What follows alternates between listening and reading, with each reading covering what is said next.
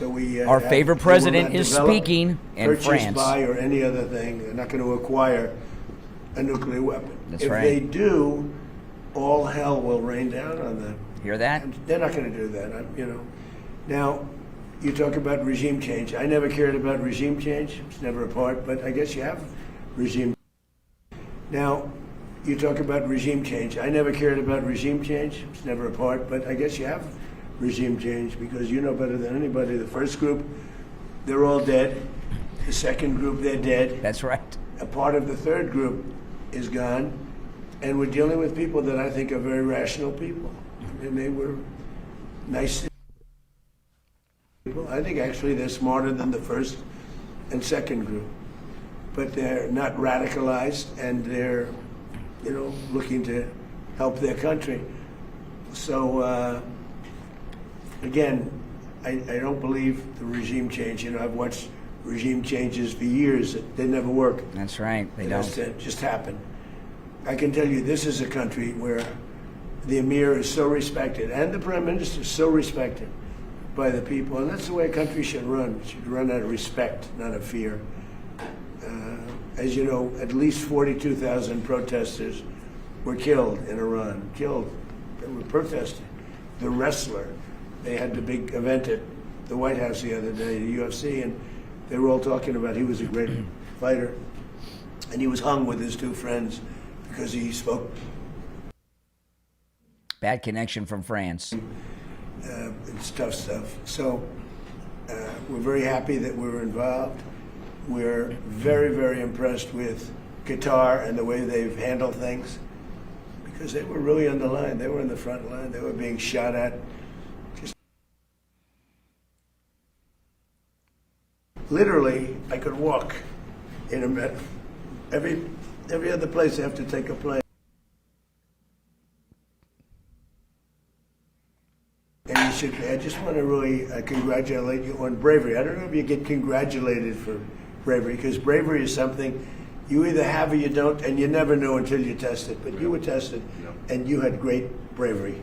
Thank you very much. Thank you, Mr. President. Thank you. Really appreciate it. Are you going to have a separate meeting with President Zelensky? And what would I had one. What would Ukraine Already had one. They don't even know about it. Well, we have one, but we had a good meeting. I'm meeting him later on, too. We had a very good meeting. Look, Russia should make a deal. Russia's lost tremendous amounts of people, and so has Ukraine. Last month, they lost 35,000 soldiers between the two of them. Think of that. This is on a monthly basis. They average 25,000 people, mostly soldiers, young, beautiful people. And it's crazy what's going on there. But we had a meeting, and we'll see how. I spoke with President Putin on Sunday. And it's sort of the same thing. I mean, they just keep going, fighting, losing soldiers. They lose so many soldiers. This is not since World War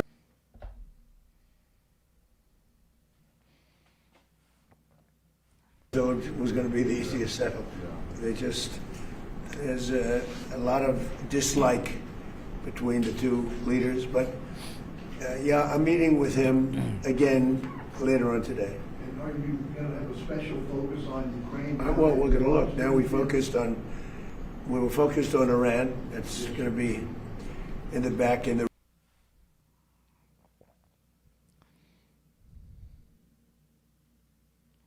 Obama gave him $350 billion worth of which was crazy.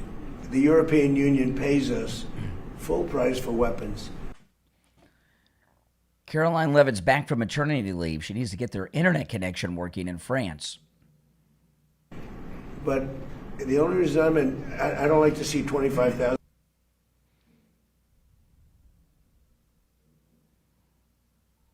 people. They're just starting their life. They go to this front and they get blown up.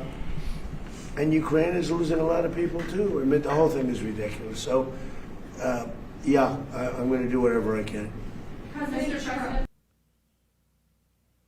Oh, here come the questions. Well, I hope they get the internet feedback. It continues to kill their own people. Yep, they need Starlink. Absolutely. Elon can help them out. I will say the majority of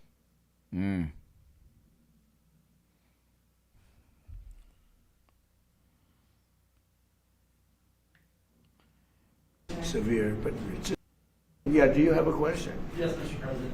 What are the, this is for both you and the Emir, what are the economic opportunities?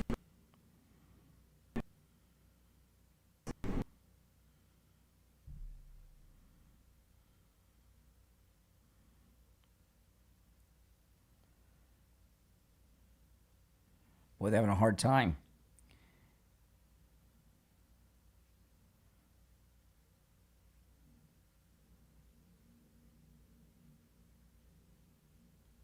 Let me see if I can find it somewhere else, guys. Hold on a second. Give me a second here. Look somewhere else.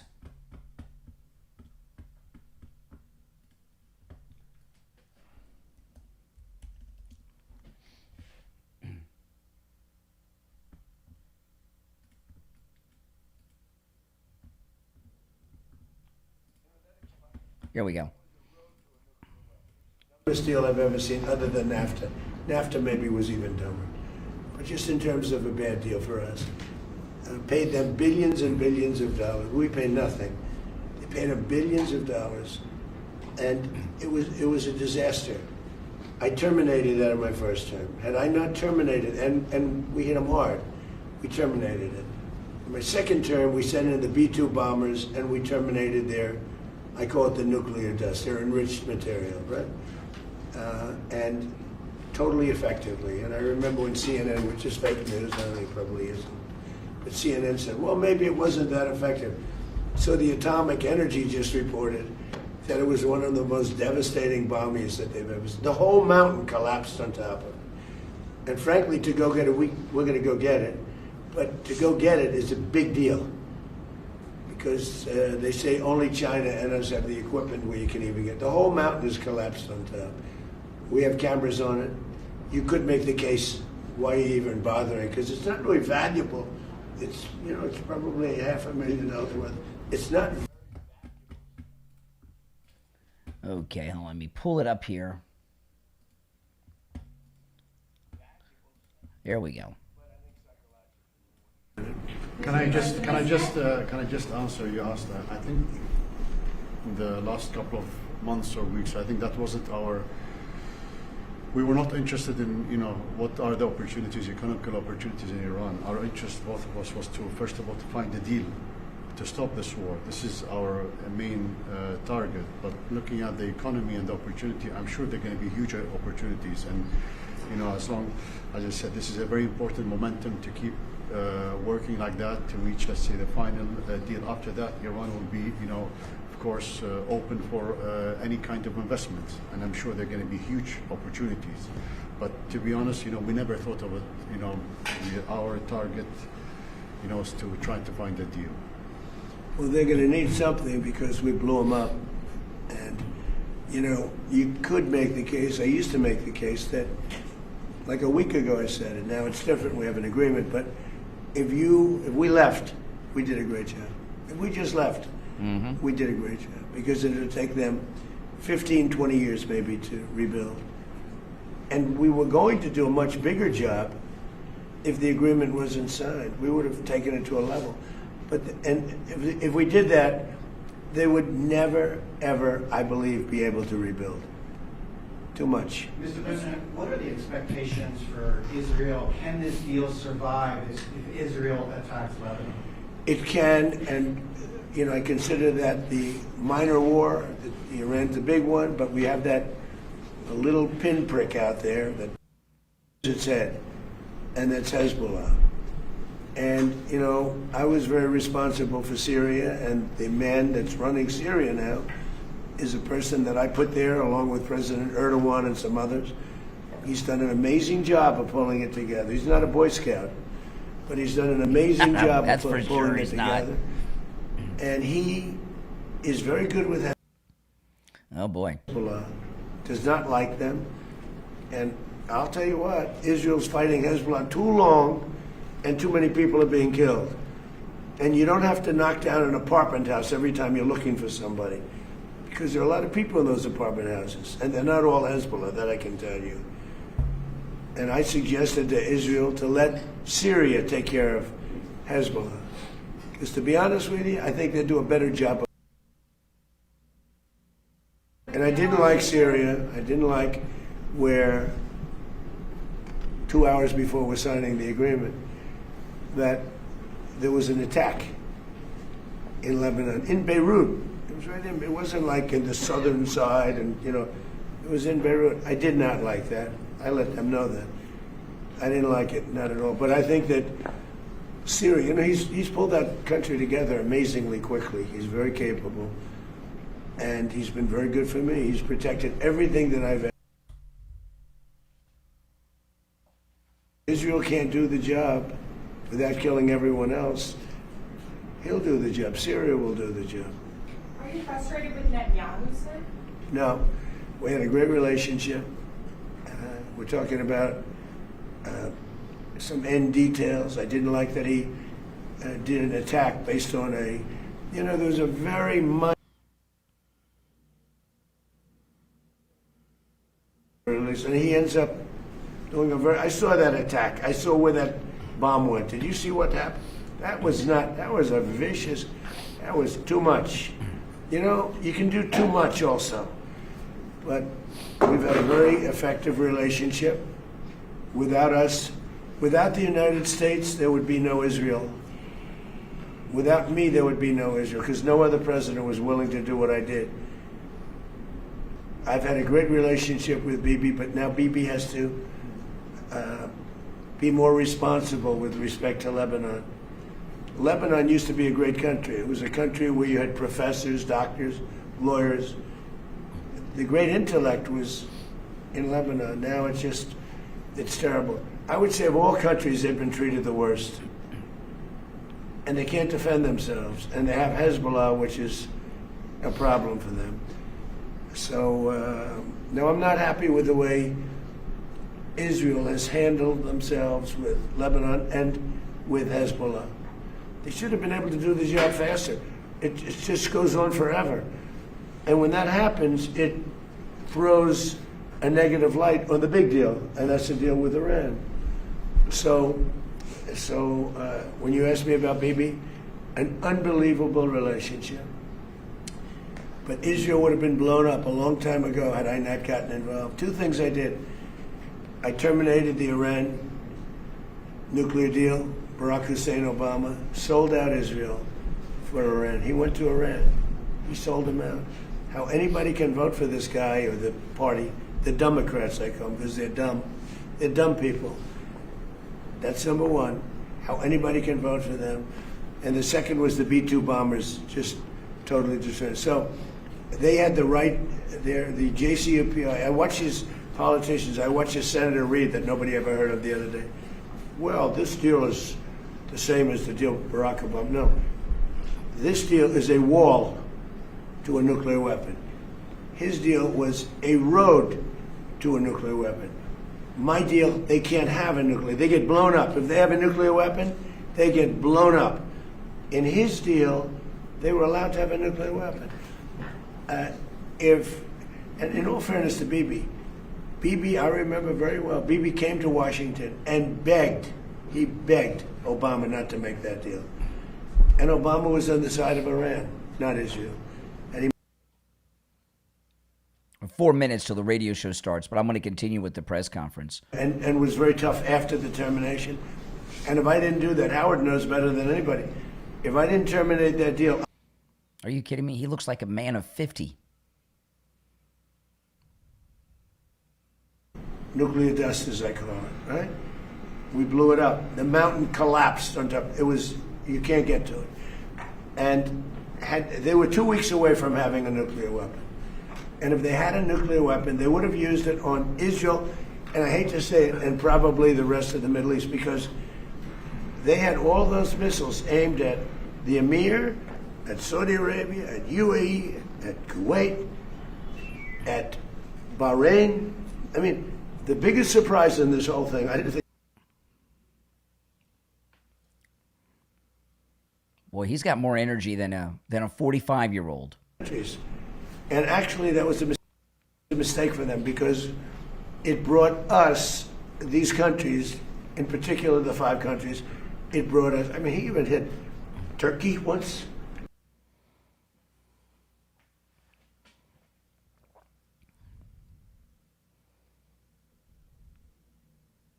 And those people are now gone. And I think Iran has rational leadership now.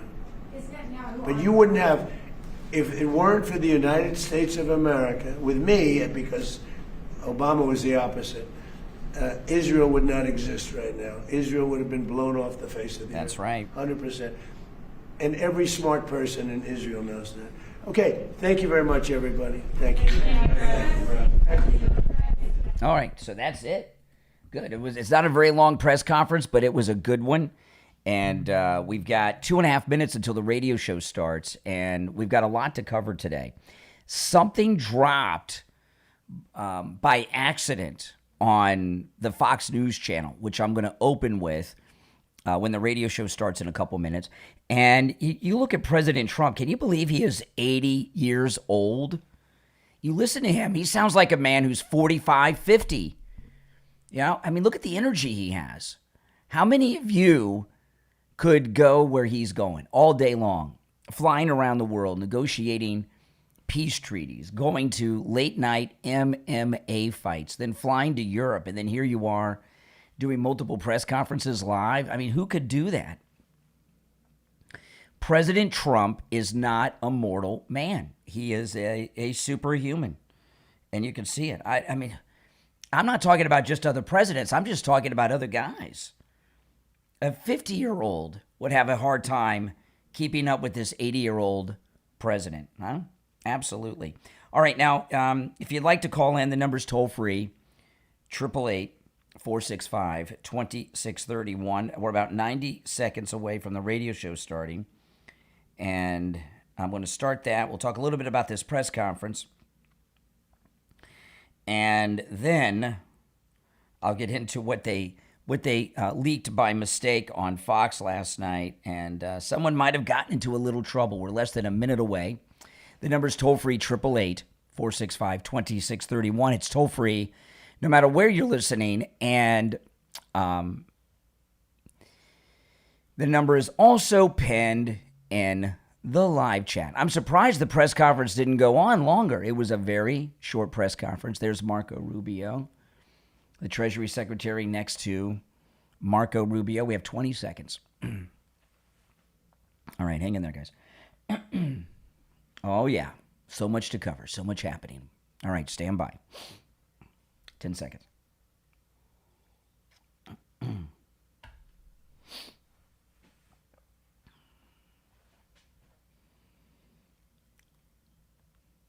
Welcome to the program, everyone. My name is Brian Craig, and you are listening to Florida's longest-running radio show, The Steve Kane Show, on the radio since 1977. Celebrating 49 years on the radio. President Trump just concluded a live press conference in France. I just watched it and covered it and shared it on my YouTube stream. If you guys don't watch me on YouTube, you should. Search Brian Craig Show on YouTube. You're missing out on a lot, guys. It was a great press conference, and it was really President Trump's first press conference since the surrender of Iran. And some of the things that, my voice is a little down today, guys, so you're going to have to bear with me. I think I might finally be going through puberty. I'm not sure. It's quite possible. It's got to happen sometime. Here, see? That's right. You can call me Mike Brady, all right? It was his first press conference since the surrender of Iran, and he shared a lot of information. He said that we took out the first and the second whole government. We took out the whole first-tier government. We took out the complete second-tier government and a whole bunch of the third government. So really what happened here at the end was President Trump was working basically with the fourth government, the fourth rulers of Iran in the last 3 months. That's how many people the president has taken out. Isn't that something? That's absolutely amazing. I mean, so the worst of the worst are gone. Those hardliners, gone. And I imagine, since we're on the fourth tier for the most part, some of the third tier are still there, he said. Those strikes we did, those couple of nights of strikes we did last week, probably took out some of the lunatic hardliners of the third tier that we're holding everything up and things are going well. This is an incredible deal that we have going on. Now, did any of you catch Hannity last night? Yep, the vice president was on, and the vice president's going to be on The View today.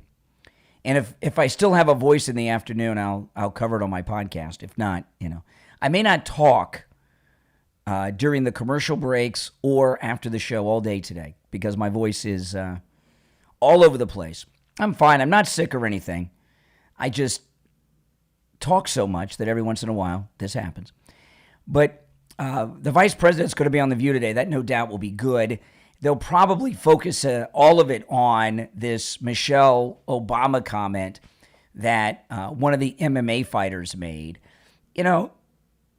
This thing about Michelle Obama, how dare you say something about Michelle Obama?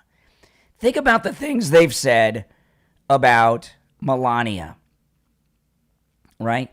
They have called Melania a prostitute. They've said she's done adult film, all this stuff. They've said the worst of the worst. I got a call just a couple days ago on the program, a guy calling her a prostitute. You've been hearing this for years. So why is Michelle off limits? And give me a break. Who cares what an MMA fighter said? Trump didn't say it. It's America, free speech. The things that they've said and done to the Trump family are beyond measure of disgusting. That doesn't seem to bother them. But what they would tell themselves is, the Trumps deserve it because they're such terrible people. The Obamas are terrible people too, all right? But why are they putting so much into what an MMA fighter said, right? And I'll tell you, because they're always looking for something to grab onto. And that incredible fight at the White House on Sunday night was one of the most amazing, if not the most amazing sporting event I've ever witnessed in my life. Now, that's not saying a lot because I don't follow sports, but I was so impressed by it. Watching those fighters walk through the Oval Office on the way to the Octagon I got goosebumps again. Every time I think about it, I get goosebumps. I just got goosebumps again. It was an amazing event, and it was a great American event and a great patriotic event, and it was the launch of America's great 250th birthday celebration. And the liberals are always looking to find one thing that they could grab onto to try to discount all the goodness. See, this is what you got to understand about the left, and this is 1,000% the truth, okay, about the left. You know what the liberals hate more than anything? What do the liberals hate more than anything? You know what they hate? They hate happiness, and they hate the American people being unified. The left are always into dividing black against white, man against woman, gay against Christian. You can make a long list, infinite combinations. They want everyone divided, angry, pissed, at each other's throat all the time. When we're having a good time and united, look what happens. President Trump gets reelected to a second non-consecutive term. When the country's united, we're united against them and their garbage. Okay? So they're always looking for some way to divide the American people because they're scumbags on the left. Make no mistake about it. And, I remember the words of hear my voice, guys? I'm not sick. It's just, I'm a little hoarse. That's okay. I don't even have a sore throat. So it's just, I talk too much. That's it. I just talk too much. I don't really talk much when I'm not on the air, but I'm on the air so much. I mean, I'm probably on the air on average 6 hours a day, right? So it's a lot of talking, right?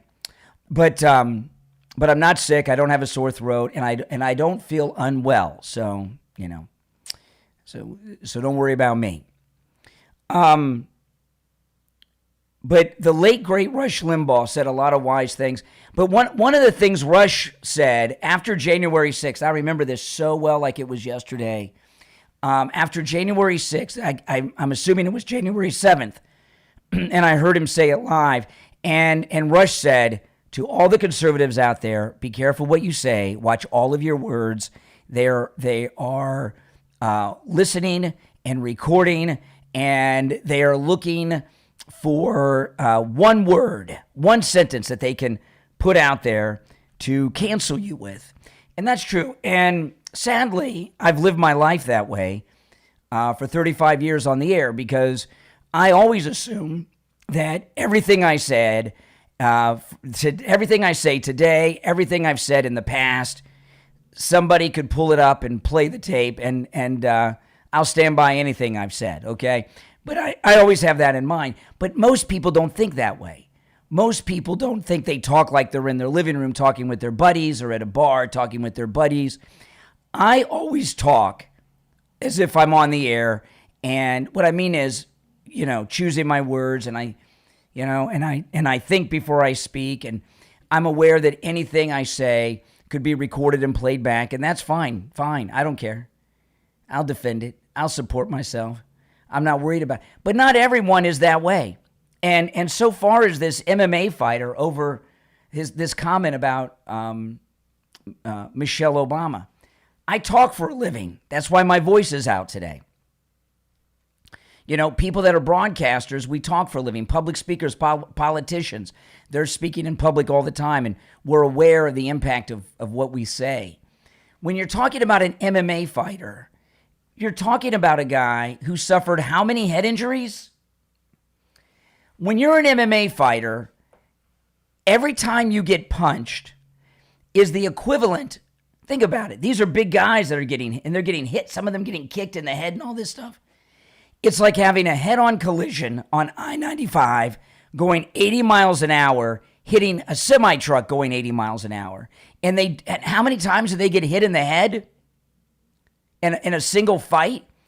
And Joy Behar and the rest of the Coven of the View and the liberals want to define the entire moment, the entire event at the MMA fight at the White House by a guy who suffered more head injuries than people that are in comas in ICU, okay? Like he's a statement. And by the way, I have no problem with what he said. Who cares? Big deal. The things you've said about Melania Trump are disgusting. Shame on you. But these MMA fighters suffer more head injuries in a single fight than 99.9% of people will receive in their entire life. They all have the cauliflower ears, and all of a sudden that defines our movement. Good luck with that.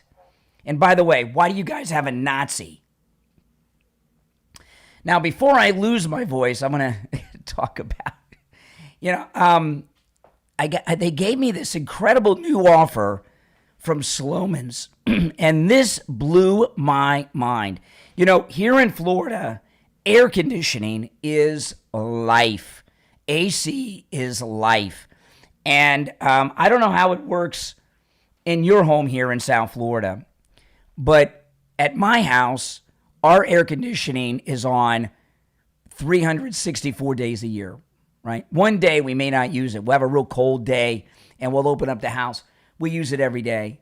And a couple years ago, maybe less than that, I had to buy a new air conditioner for the house. I wish I would have known about this Sloman's offer then. It wasn't around then.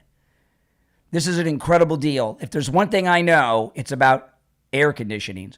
And if you need to replace your unit, or your unit is blowing hot, it's not cooling your house off the way you think it should, and you should be feeling it by now because it's getting hot every day, and it's going to get hotter and hotter. Listen to this. Sloman Central Air Conditioning is going to make it easier than ever to upgrade or replace your AC unit without blowing your budget. Listen to this. With Sloman Central Air Conditioning, you can get a high-efficiency, 5-ton, 18-SEER system that uses R454B refrigerant for just $59.99. Wow. I'm embarrassed to tell you how much I paid last year for my unit. This is An incredible deal, I'm here to tell you. And listen to this.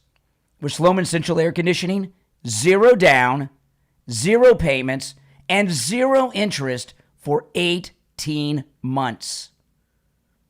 This is an insane deal. Every new system comes with a 5-year bumper-to-bumper service plan that includes annual system maintenance, very important, filter replacement, and refrigerant. So there's no annual maintenance cost. And listen to this. You'll also receive the Sloman Shield home security system installed with 5 years of professional central station monitoring included with your AC package. Give them a call. Here's the number. Listen to this and write it down. 561-217-COOL. Think my voice will hold out for 2 hours and 44 minutes? We're going to find out. Don't miss a minute. 561-217-COOL. 561-217-COOL. And online, ac.slomans.com. ac.slomans.com. We'll be right back. Okay, can you guys bear with me not talking during the breaks, okay? You should have heard my voice before the show, okay? If you think it's bad now. But if you're on hold, stand by. We'll take some calls after the break, okay? Hang in there. What if the secret to healthier, more radiant skin wasn't found in a laboratory, but in generations of family tradition? That's exactly what you will find at ShebaOrganics.com, a woman-owned skincare company inspired by the Moroccan heritage of the founder, who's a mother and daughter who spent nearly 20 years sharing their botanical skincare with family and friends before bringing it to the world. Sheba comes from the Moroccan word for wormwood, a healing herb treasured for generations. It's a symbol of comfort, wellness, family, and care. The same values found in every ShebaOrganics.com product. Made with 100% organic ingredients, ShebaOrganics.com helps hydrate, strengthen the skin barrier, and restore balance to dry, stressed, and sensitive skin. When you visit ShebaOrganics.com, discover the healer. It's a deep moisture barrier repair balm that delivers lasting hydration, supports a stronger skin barrier, restores a healthy-looking glow, and is specially formulated for dry and reactive skin. Featured on Fox, ABC, NBC, CBS, ESPN, and more. Visit ShebaOrganics.com right now and stock up while savings are available. That's ShebaOrganics.com. Sheba Organics, healing, heritage, family, and care. ShebaOrganics.com.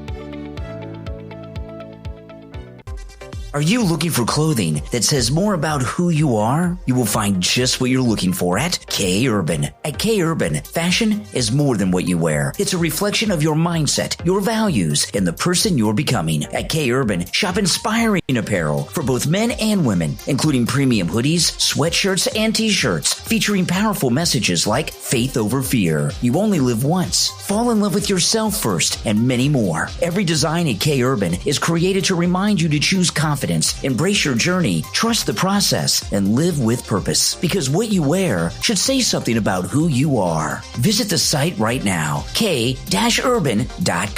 Explore the exclusive collections designed for those who choose growth over comfort, faith over doubt, and purpose over trends. That's k-urban.co. Wear your mindset. All right, we have a little more than a minute until we're back. Yeah, I got the cough drops out. I'm not sick at all, and it's just talking so much. I mean, you see how many live streams I do. I do over 100 live streams a month, and there was a lot of breaking news this weekend, so I did quite a few. And now I'm paying for it, but I'm not sick. I don't have a sore throat. I don't know if it's laryngitis. But it was worse before I started on the air. All right, we'll be back in 30 seconds, guys. 30 seconds. If you're on hold, hang in there. If you'd like to call in, please do. The number is toll-free and pinned in the live chat.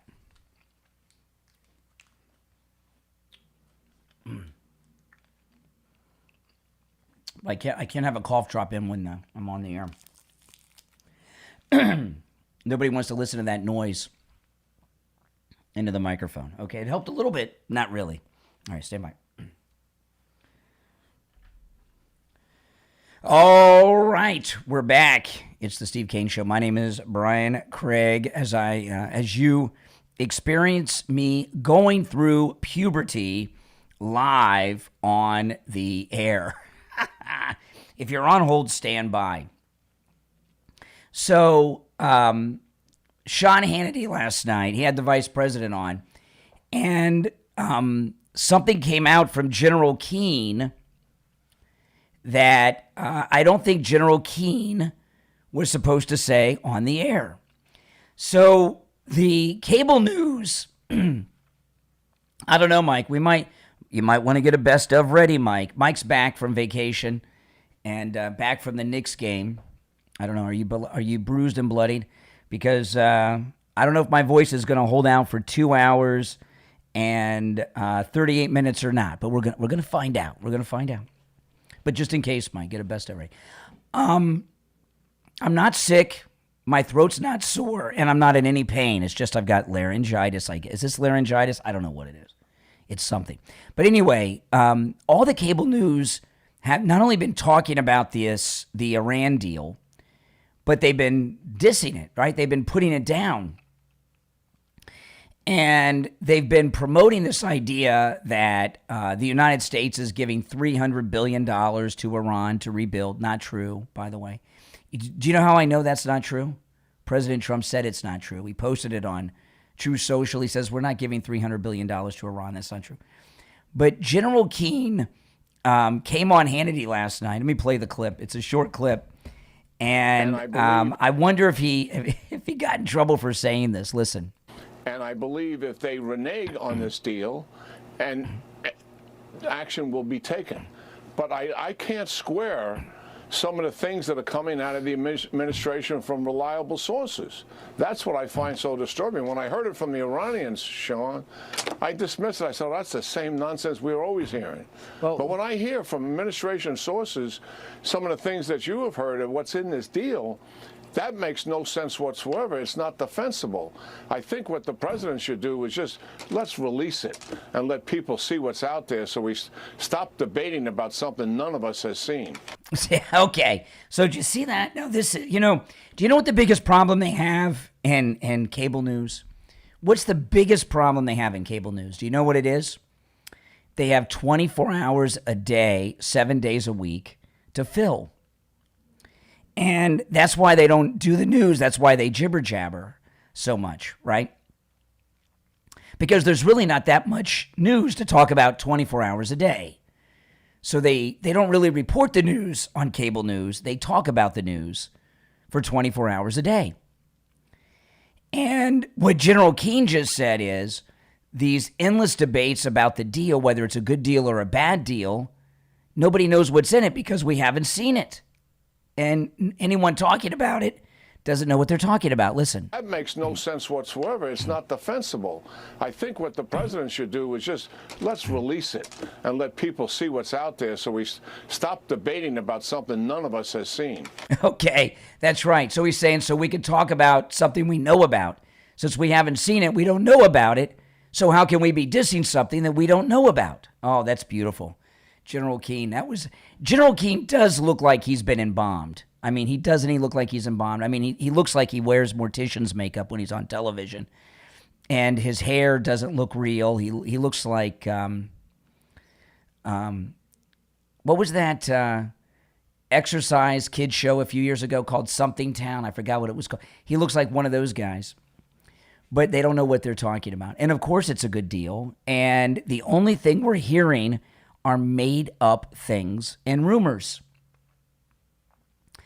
And I want you to think about this. Think about this now. Has President Trump ever made a bad deal? What bad deal has President Trump ever made? Tell me about it. I'd like to know. And I think we can assume that the president made a good deal here. But we don't know. We don't know what's in the deal. And General Keane just let the cat out of the bag. So it's hilarious. You're on the air. What's your name? Where are you calling from? Hi, good morning, Brian. It's Jeff from Maine. Oh, hey, Jeff. What's up? Hey, President Trump was on this morning live just before you came on air, and he was claiming that Iran was not only would have blown up Israel, but he named 5 other countries: Saudi Arabia, Emirates, Kuwait, a couple others, that they wouldn't be here today if he hadn't stepped in. And he said, not the U.S., me, because he said that Bibi had begged Barack Obama not to make the deal he made with Iran. Yep. And there's so much stuff coming out. If President Trump had not gotten into office, what would have happened to the Middle East? Well, yeah, I as I'm going through puberty here, I carried the press conference before I went live on the radio on my YouTube channel, so I saw it. And it was a very good press conference, and it was his first press conference since the war ended, since the surrender of Iran, and he is right on the money. And what President Trump has done is what no other president has even come close to doing, and that is have true Mideast peace. There could never be peace in the Middle East as long as these lunatics were running Iran. And he said that he took out the complete first 2 tiers of the Iranian leadership are gone, and most of the 3rd tier are gone, right? So all these lunatics that have been running Iran are history. Yeah, and Lebanon used to have was a great country, and doctors and really smart people came out of Lebanon. And when Hezbollah took over that, they destroyed that country, and that's what we're fighting. We're fighting not just Iran, but their the terrorist network that want to dominate the world. They want to destroy everybody. Well, think about it. In his first term, Trump took out ISIS. In his second term, he's taken out the lunatics of Iran. And now Lebanon's next. And Lebanon should be easy compared to what he just did in Iran. Well, hold on while I answer all these lines coming in. Oh, man, I tell you. Still there? I'm here, yep. Oh. By the way, you're in Maine. What's the word in Maine on Plattner the Nazi? We think just alike, because I wanted to let you know that all the polls are showing Susan Collins up a point or him up a point. It's a dead heat right now. Yeah, that's crazy. And the only reason it's like that for now is because I believe within the next month, her base is going to, most polls I don't believe are targeting they're targeting Democrats. Yeah. And I don't believe it's going to be close, Brian. She's been there 30 years. She has a good base of Democrats that like her, and the Republicans know we have to elect her again. Yesterday, Bill Maher endorsed Plattner. Bill Maher, I couldn't believe it. Yeah, a Nazi, and they're claiming, it was in his past. Can you imagine any Republican running having a Nazi tattoo saying women that listen, to blame and all this stuff? Being a Nazi is never in your past. And how do we know what's in his past? That's right. When's the last time you've seen him with his shirt off? He didn't get the tattoo removed. Yep. He had it covered up, he says. How do we even know that's true? I don't think it is. That's right. And he had he has the Nazi tattoo over his heart, which is a very special place for tattoo people. He put the Nazi tattoo over his heart. Think about that. But, this shows me how desperate the Democrats are. They can't come up with even remotely decent people to run for offices. Nope. This is just exposing how bad they are. And I just, it's sad that it happened in my state, but at the same time, I believe it's going to hurt the Democrat Party in Maine. And that's what we want, the truth of what the heart of who they are shows in them nominating someone like Graham Plattner. No doubt. All right, I got to take our break for the bottom, but I appreciate the call. All right, take care. All right.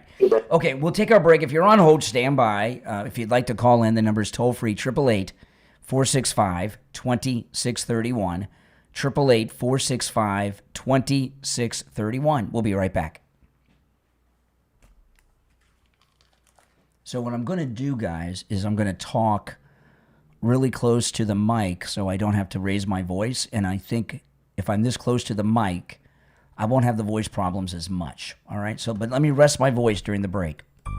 What if history's greatest mysteries weren't political, but medical? The Fevered Past is a podcast that investigates the diseases, epidemics, and unexplained deaths that changed the course of civilization. Each episode of The Fevered Past explores one historical medical mystery. What really killed Alexander the Great? What caused the terrifying sweating sickness of Tudor England? And what really happened during the Plague of Athens? You'll hear what ancient witnesses recorded, what modern science has uncovered, and where the truth remains frustratingly out of reach. Every investigation on the Fevered Past begins by placing you directly into the world of the people who lived through these events, transforming distant history into a vivid human story. Add the Fevered Past to your podcast playlist on Spotify, Apple Podcast, YouTube, and wherever else you get podcasts. Share the link on all your socials so your friends can listen in too. The Fevered Past on all podcast platforms. You're exhausted, so why can't you sleep? If you work nights, rotating shifts, early starts, or long hours, you already know the problem. Most sleep advice assumes you sleep at night. But what if your job won't let you? You can get the sleep you need. You just need the right help and guidance. And that's what you will find in the Shift Worker Sleep Fix, a practical system to sleep deeply on any rotation from author Sam Calloway, available on Amazon. The Shift Worker Sleep Fix is a practical, actionable guide built specifically for people just like you who keep the world running after dark. Nurses, paramedics, truck drivers, factory workers, security professionals, hospitality staff, and more. In this must-read and life-changing book, you'll discover simple, real-world strategies for sleeping during the day, managing rotating schedules, creating the perfect sleep environment, and handling caffeine, meals, and days off without throwing your routine into chaos. You'll also get easy-to-follow shift-specific plans, printable cheat sheets, and a complete 14-day starter program designed to help you take control of your sleep schedule. Order your copy right now on Amazon and free with Kindle Unlimited. The Shift Worker Sleep Fix, a practical system to sleep deeply on any rotation from author Sam Calloway on Amazon. All right, we have less than a minute, and then I'm going to take the calls. So I'm going to talk really close to the mic where I'm like touching it. I can't because I'm the only one that uses this mic. So I can put my mouth on it so I don't have to talk so loud, and that'll help my voice because I don't have to use my throat too much. All right, got less than 30 seconds.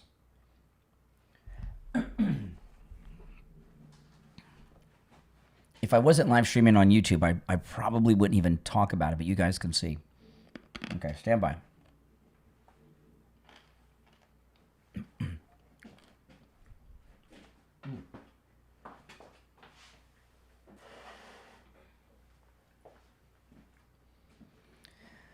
All right, we are back. I'm going to go to the phones. You're on the air. What's your name? Where are you calling from?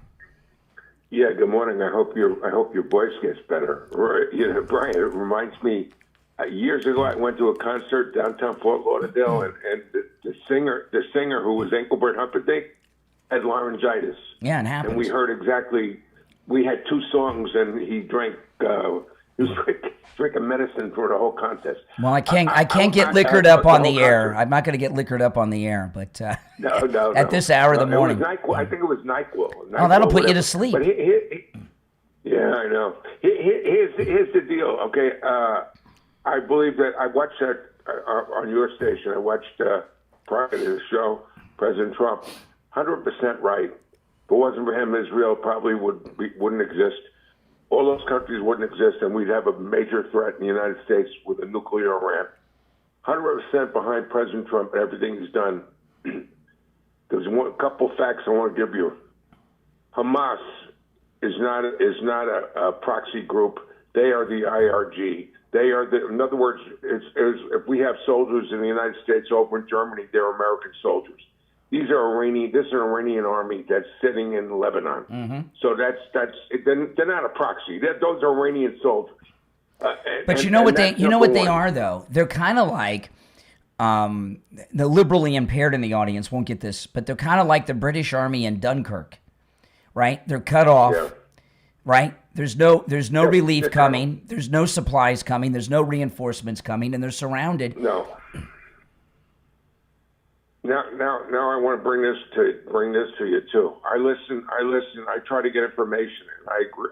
You influenced me yesterday, where I started to think really heavy, and I think you were 100% right. I think President Trump has done everything possible to make this right. And the reason I don't think he's letting people know what's in it right now, and I'm going to tell you why I think this. I listen to somebody that's on the internet that has his own news. I'm sure you know who I'm talking about. His father's stuck in Iran, and he's out of England, and he's Iranian descent. You know who I'm talking about? Mm-hmm. Yep. I think so. Maybe. Okay, so I won't mention his. I won't mention his name. He was showing videotapes yesterday from inside Iran. The CIA is in there. They're blowing up things in Tehran as we speak. Yeah. The Iranian government is saying it's ass leaks and a lot of garbage. But they were calling for the death of the negotiators. Mm-hmm. First they wanted them arrested, and now they want to kill them. There were militants out there that said we will never have peace with the United States because they killed our Ayatollah.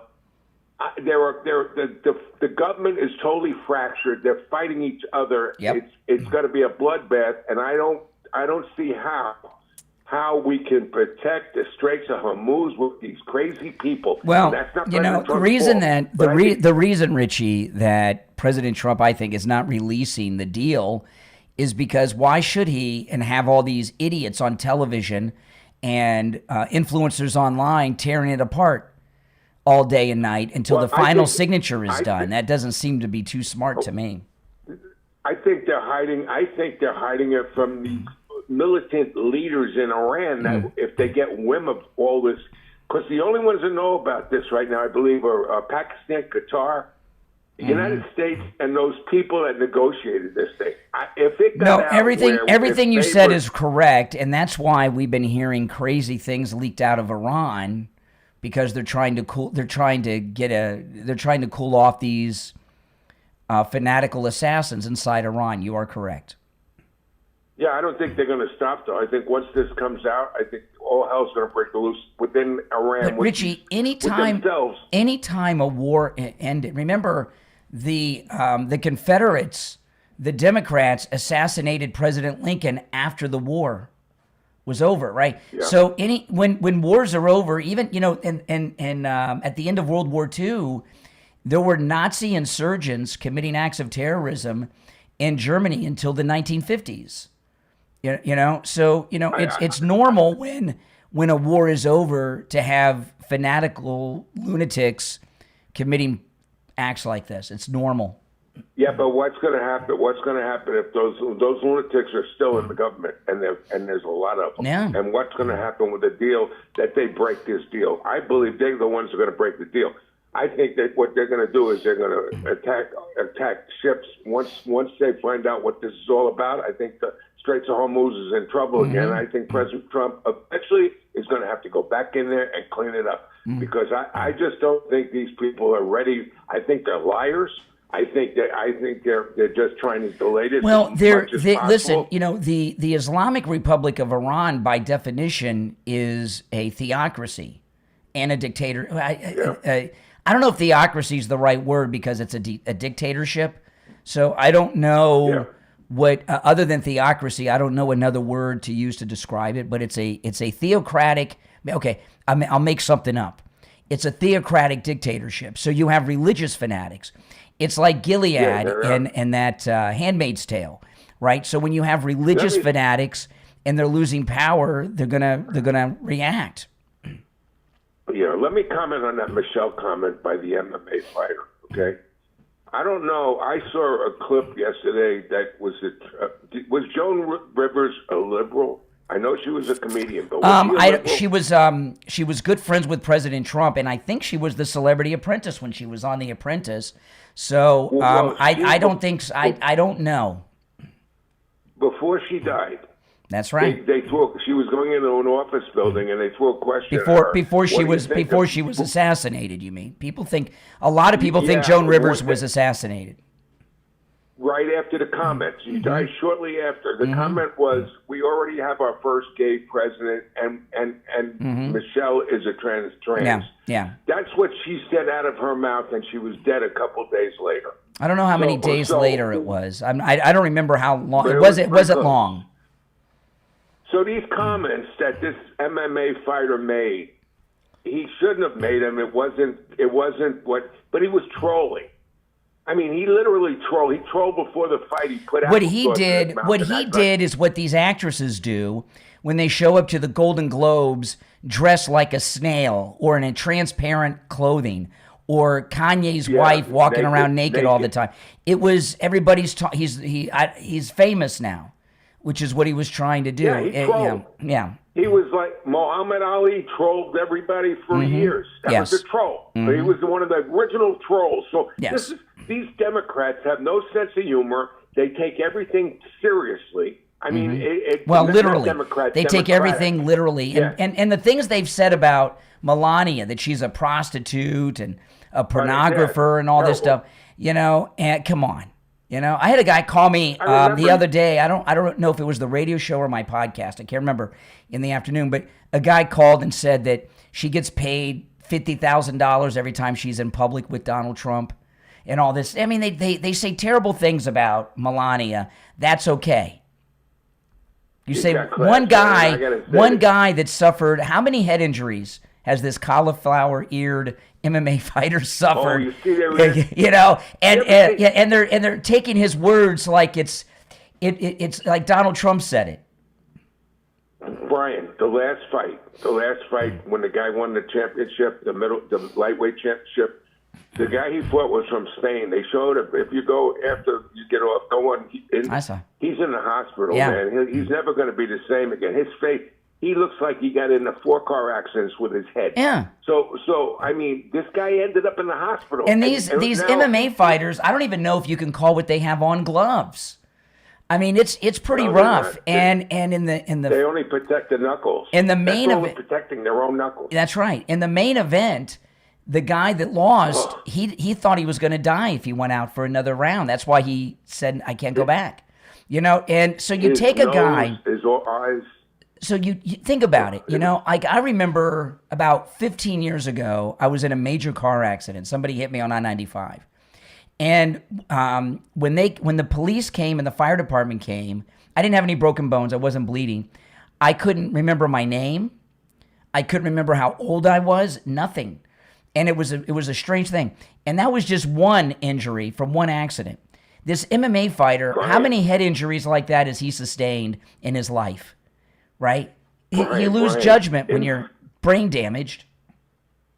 In football, if a guy gets hit, they throw him in the tent right away. That's right. MMA, this guy got pounded. I never seen anything like it. Yeah. I mean, he must have 50 concussions in in 10 minutes. Exactly. And they never have, their concussions never heal. So you're talking about a guy, with all due respect, who's brain damaged, and they're acting like he's the leader of the MAGA movement in the center of the ring, making some MAGA speech on the floor of the Senate or something. It's ridiculous, isn't it? He was trolling, and that's all it was. All it was trolling. All right, Richie, take care. Have a great morning. Hope your voice comes back. back. I only have 2 hours and 15 minutes to go. So you'll make it. You're a soldier, man. I'll make it. I don't know. Take it easy. All right, don't go anywhere, guys, because I may not make it. You may hear me collapse on the air. Who knows? I'm not sick. I don't have a sore throat. I guess, is this laryngitis? If you're on hold, stand by. We'll take our last break of the first hour and be right back.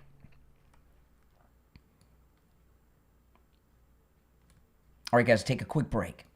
Why do some people command attention the moment they walk into a room, while others struggle just to be heard? The difference isn't intelligence, it isn't experience, and it isn't talent. In the powerful must-read new book, Own the Room, How to Communicate to Be Seen, Heard, and Respected, communication strategist and author Jake Stahl reveals the hidden psychology behind influence, trust, confidence, and presence. When you read Own the Room, you'll discover why people react differently to the exact same words depending on who says them, how insecurity silently weakens persuasion, and how to communicate with authority, authenticity, and emotional presence. Whether you're a leader, a salesperson, entrepreneur, creator, podcaster, or simply someone who wants to be more effective in everyday conversations, Own the Room gives you practical, actionable tools to build trust, project confidence, and make a lasting impact. Stop trying to impress people. Start learning how to truly connect with them. Order your copy of Own the Room, How to Communicate to Be Seen, Heard, and Respected from author Jake Stahl on Amazon in Kindle, paperback, hardcover, audiobook, and free with Kindle Unlimited.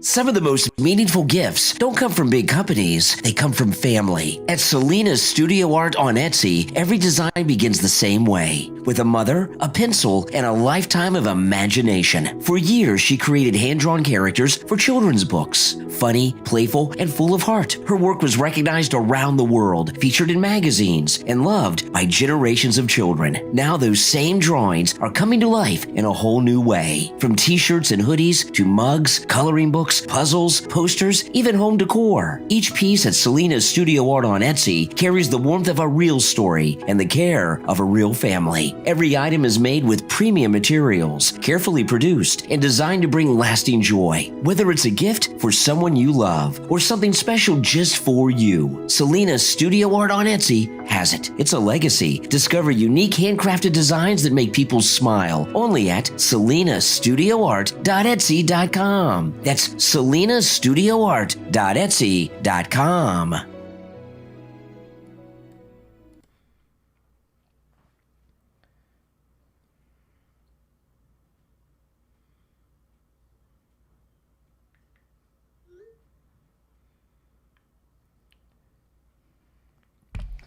All right, we'll be back in less than a minute.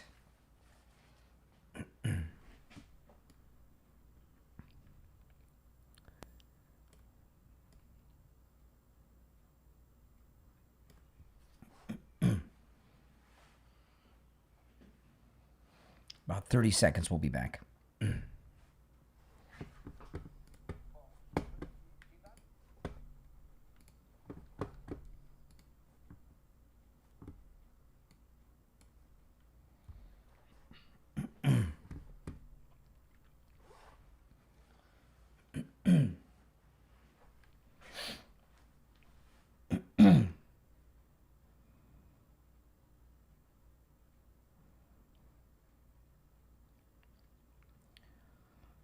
All right, and we're back. Let's check in with John from Lighthouse Medical in Pompano.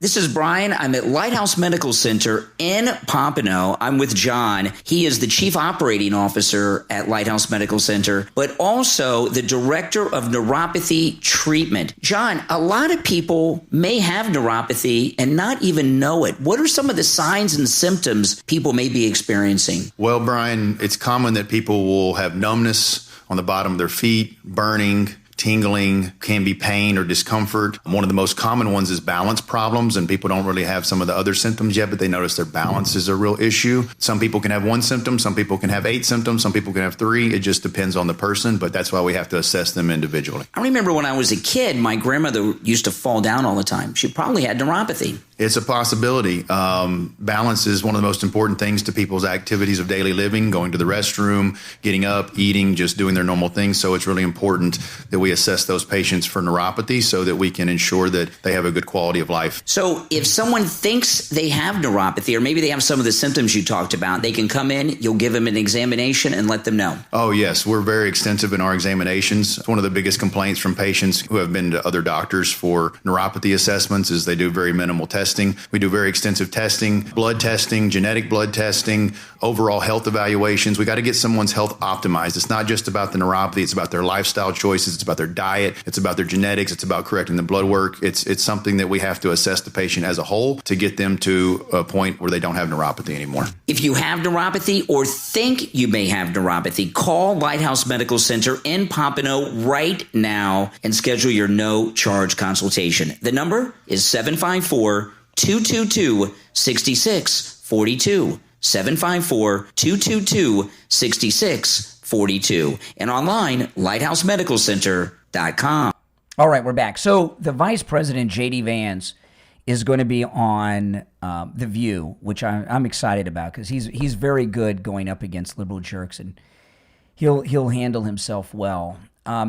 But this comment about Michelle Obama, like I was telling you at the beginning of the hour, we had this beautiful event at the White House Sunday night.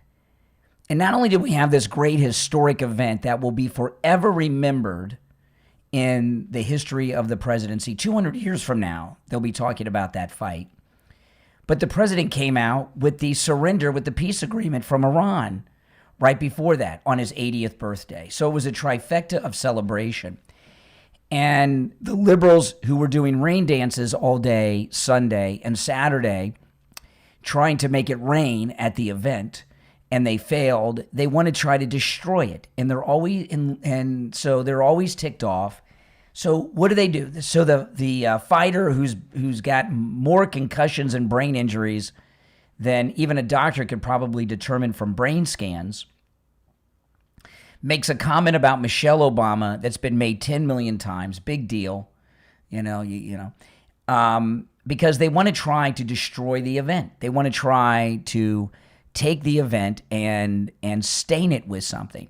So this is Sunny Hostin talking about it, and she's making it a race issue. Listen to this, Sunny Hostin yesterday, and she's so mad. It's an interesting thing. When I was a young man, I consider myself still young, but when I was like in my early 20s, like a lot of guys, I was pissed off all the time. I thought everybody was always trying to screw me over and all of this.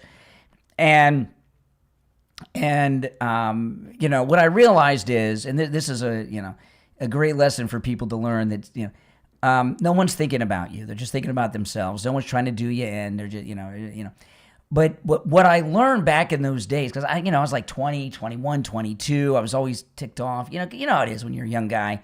And I was on the air, okay? And I learned something so early on about being on the air. And Sunny Hostin, at her Sunny Hostin's probably my age, a little older. She has not learned this because she's a psychotic person. But never go on the air angry. Never let anything while you're on the air anger you. And don't lose your cool on the air, because when you're angry and on the air, you will always look like a fool. Okay? Always. And I have an ability that anytime I'm publicly speaking, anytime I'm in front of a microphone, anytime I'm in front of a camera, no matter what's going on in my life, no matter what I'm dealing with, and I can filter it out like it's not there. Okay?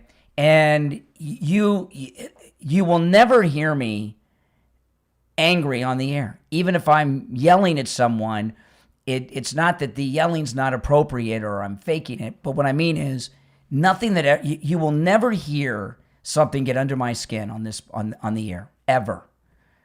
Because I know when people are on the air and they lose their cool, they look like fools. I see it all the time with pundits. Ana Navarro on CNN, when she was debating this Michelle Obama thing, she dropped the F word last night on CNN. Now it's cable and it's allowed. I can't play the clip because I can't play the F word here. And Ana Navarro is not worth me taking the time to put a bleep in. But she lost her cool and she dropped an F-bomb on the air and she looked like an idiot. Well, this clip of Sunny Hostin yesterday, Sunny Hostin is so angry. her upper lip is not functioning properly. It's almost like she's had a stroke. And I see this with people, pundits a lot, when they're on the air and they get angry, their upper lip quivers. It shakes. The nerves in it make it do strange things. But this is Sunny Hostin yesterday talking about the concussion-suffering MMA fighter's comments about Michelle Obama. I do want to address the derogatory slur made about the former First Lady Michelle Obama, because I think it's important to address. And we won't dignify what was said by repeating it, but you should look it up. And I think the reason that it's important is because for a long time, and the roots are in slavery, black women have been... The roots are in slavery. Now, I'll play the whole thing, but the roots are in slavery. I've seen the race card played in some pretty stupid places, but anytime you make a comment about a black woman, the roots are in slavery. You're not allowed to say anything negative. I think slavery, if you want to talk about benefactors of slavery and what's happened with slavery, Michelle Obama was the first lady of the United States for 8 years. She's a millionaire many times over, and she lives in a palace on the ocean that's bigger than it's like Downton Abbey on the ocean. So going back to slavery, I would say Michelle Obama has benefited from slavery big time. And would you disagree with that? I don't see how. I do want to address the derogatory slur made about the former First Lady Michelle Obama, because I think it's important to address. And we won't dignify what was said by repeating it, but you should look it up. And I think the reason that it's important is because for a long time, and the roots are in slavery, black women have been slurred and made to feel that they were unattractive, made to feel that they were masculine, made to feel that they didn't have the femininity that a white woman would have. And so there's this intersectionality between racism and sexism that was on full display at the White House. The crowd laughed at the statement, and the President of the United States smirked, and never addressed what was said. That is beneath the dignity of the office of the President of the United States, and it's beneath the dignity of the American people. Okay, and if you watch the video clip, you can see that Sunny Hostin has lost control of her upper lip because she's so angry. She probably spoke to Michelle before she went on the air. Sunny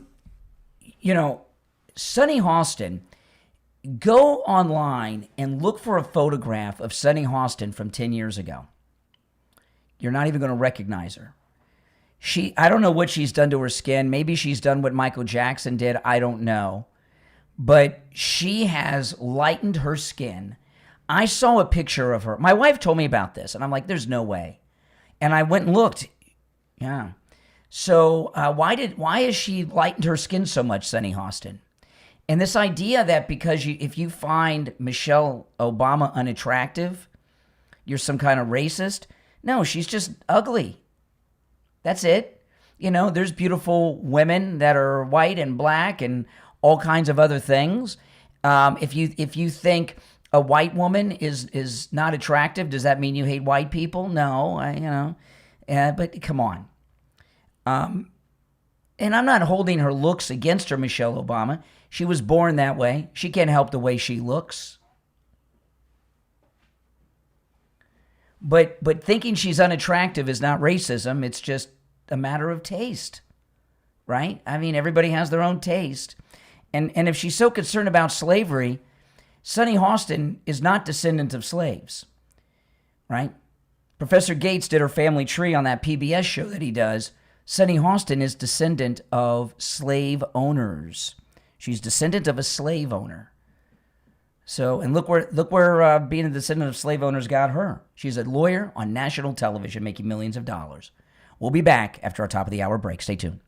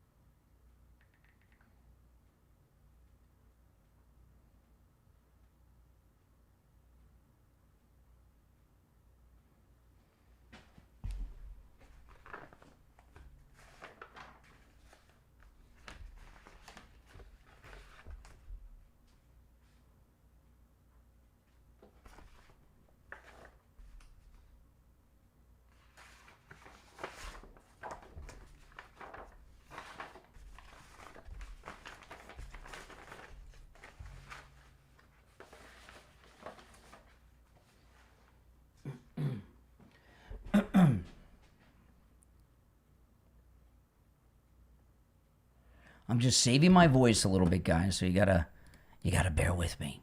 All right, I can't talk too much during the break, but I hope you understand.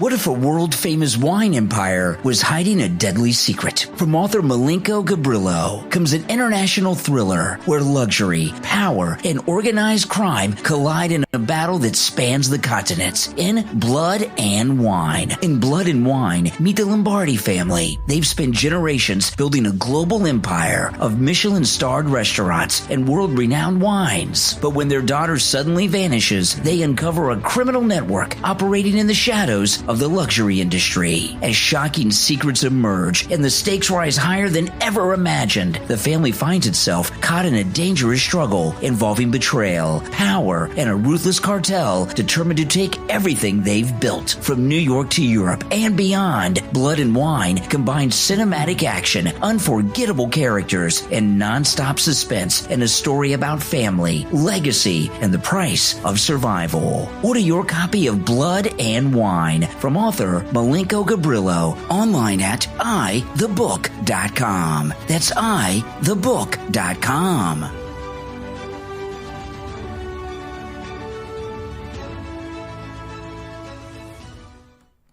All right, we'll be back in just over a minute, guys. If you're on hold, stand by. If you want to call in, the number's toll free and pinned in the live chat. All right, it's 888-465-2631. Talking quietly close to the mic seems to be helping. Okay, we got a minute.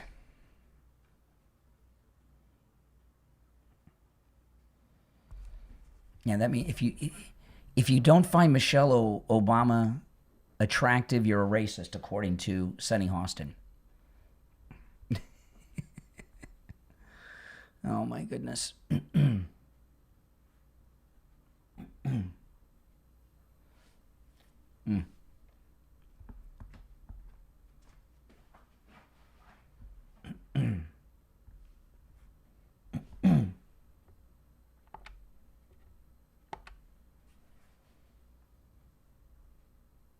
All right, 20 seconds, guys. Less than 2 hours to go, and I've been on the air an hour and 18 minutes, so I think I'll get through it.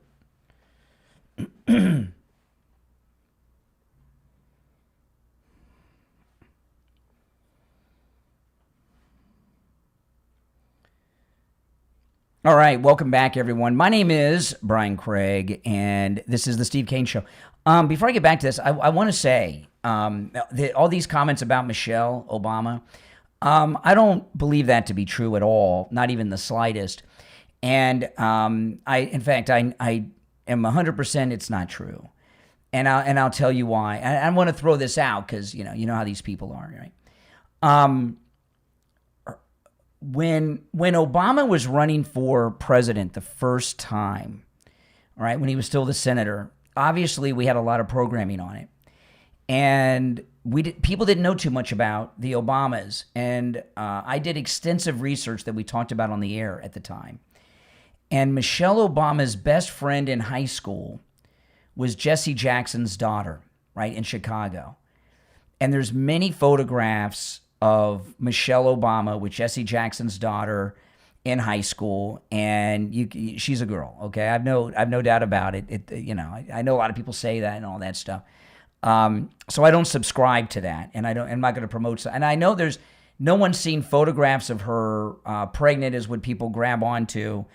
I don't know, but I do know that there's a lot of pictures, at least back in 2007 and everything, when we were covering all that. It's been a long time, of her in high school with Jesse Jackson's daughter, and she was kind of like a regular high school girl back in those days. Okay, not just so I don't think she was doing anything like that back in high school. That's being alleged. So I don't subscribe to that theory. But this idea that if you're critical of Michelle Obama, you're a racist, that's insanity. That's insanity. And, the race card is so overplayed, people don't even hear it anymore, And when people use these things as a shield, it trivializes and discounts things that people are really suffering from. Before I move on to the next topic, though, because I want to get into some of this stuff, and if you're on hold, hang in there. Spencer Pratt talked about the homeless industrial complex, as he dubbed it, in Los Angeles. And this is something I wasn't aware of. And, fighting against homelessness on the street is something that I've been involved in from time to time over the years. I was heavily involved in it when I lived in downtown Fort Lauderdale when I was in my 20s. And I was big into that because they have such a homeless issue in downtown Fort Lauderdale. It's insane. And I didn't realize until Spencer Pratt a few weeks ago pointed out how the Democrats make money on this. And if you look at where there's huge amounts of homeless people, it's where Democrats run the place. And what Spencer Pratt exposed in Los Angeles, and this is how it is around the country, is that the Democrats want homeless in their cities, which seems insane, but they have the NGOs, the non-governmental organizations, and they make boatloads of money off of it. They get their Social Security number, and then they're getting the Medicaid and everything else. They're not even getting treatment, but they get paid. It's really terrible. The Democrats are terrible. They're terrible people, Democrats. They used to own black people. They used to have auctions selling and buying black people in this country, Democrats, okay? They're the lowest of the low. And what they're doing to homeless people in this country is sick. What they were doing to the undocumented was a modern-day slave trade. And now they're doing it with the homeless. What they're doing with the homeless is disgusting. And yesterday, I was watching, and I sometimes I'll put stuff on in the background when I'm doing stuff around the house. You ever watch live cameras? I was watching a live stream of the Elbow Room on Fort Lauderdale Beach in Florida. They have like a 24-hour live stream. Well, not 24, but when they're open, they have this live streaming camera. And I was watching a video of it, and the video was over, and it brought up another live stream. And it was a live stream that was live on the streets of Philadelphia. And I don't know Philly well enough to know what part of Philadelphia this was, but it was It was an area where there's a lot of homeless people next to an L train, and it broke my heart what I was looking at. There was a couple. The woman looked so strung out on God only knows what. The man, they were a couple, a homeless couple. The man was sitting on the ground in front of his wheelchair. This was a live stream I'm watching in Philadelphia and yesterday. And the woman, who could barely stand up, she's so strung out, was using all of her body strength to hold the wheelchair in place, while the guy she's with, who's also homeless, is on his tail on the sidewalk trying to pull himself up into the wheelchair. And they're homeless. And I'm seeing all these homeless people go by. No one's helping this couple. And I watched it for a while, and I was thinking about the Democrats and Spencer Pratt. And Philadelphia is run by Democrats, and they have, like in Los Angeles, they have a homeless industrial complex, obviously, in Philadelphia, where they're, anywhere Democrats run the state or the country, right? You have financial corruption, and Spencer Pratt really, I think, woke up the country to what the Democrats are doing with the homeless. And not only am I watching this sad, homeless, strung out couple, the guy eventually got up in his wheelchair. It was so sad. I'm watching people walk by, no one's helping them. Other homeless people going in and out of this building. I don't know what that building is and what they do in there, but it's some racket that the Democrats have going on. And I'm thinking about what lowlives the Democrats are. The Democrat Party is a party of sadistic, monsters that care about nothing other than stealing money from the federal government and using whoever they've got to use to get that money. Whether it's the Leering Centers, whether it's the homeless people on the streets of LA and Philadelphia. And those of you that are listening to me right now that are Democrats, you truly need to reflect on who and what it is you are supporting. And I know you guys will tell yourself that, hey, you know, the Democrat Party, it's not the party of Jim Crow and slave. That was a long time ago, and this party switch nonsense. The Democrat Party, throughout the history of the Democrat Party, during every period of American history, our 250 years, has exploited groups of people as a party. It used to be blacks with the slaves, Jim Crow and segregation, and the Tuskegee experiments and such. They probably were running a racket with the Americans of Japanese descent that they put in internment concentration camps. In this country, that was probably an NGO of the 40s that FDR had going. But what the Democrats are doing in this country today with the homeless, and when I saw this couple, you know, on this live stream in Philadelphia, and I'll see if I can find it to tell you the area it's at, so you guys, you know, you really are. If you're a Democrat supporting this Democrat Party, you're not supporting anything good. You know, most of the people, I was watching, well, let me take our break. If you're on hold, stand by. I'll take our break, and I want to finish with this before I get into the news of the day, because I was so moved by this. And what Spencer Pratt has brought to my attention, I got to talk about it. But first, I want to talk about Dr. Appleton and his laser wave pain treatment. You know, Dr. Appleton's laser wave pain treatment works on every type of pain I've ever heard of. Arthritis and bursitis, bone-on-bone pain, gout, TMJ, pre- and post-surgical pain, neck and back injuries, knee conditions. First thing he treated me for was my knee pain. Tinnitus, sciatica, spinal stenosis, fibromyalgia, plantar fasciitis, rotary tears, herniated disc, acute pain, chronic pain, the list goes on. Dr. Appleton's robotic laser wave pain treatment repairs the damage that's causing the pain. That's why the 7 times he's treated me and rid me of pain. And by the way, every time I've gone to Dr. Appleton for a pain, no matter what the pain was, no matter where in my body it was, no matter what it was from, whether an injury, a car accident, or just growing older, he rid me of the pain. Every time. And the pains have not returned. And he did it without shots, without injections, without drugs, without surgery, and there's no downtime. In and out, boom. It's 100% painless. You don't even feel it when you're being treated. Appointments are not necessary. Walk-ins are welcome even on Saturdays, and the consultation is free. Go see Dr. Appleton and say bye-bye to your pain. 954-973-0710.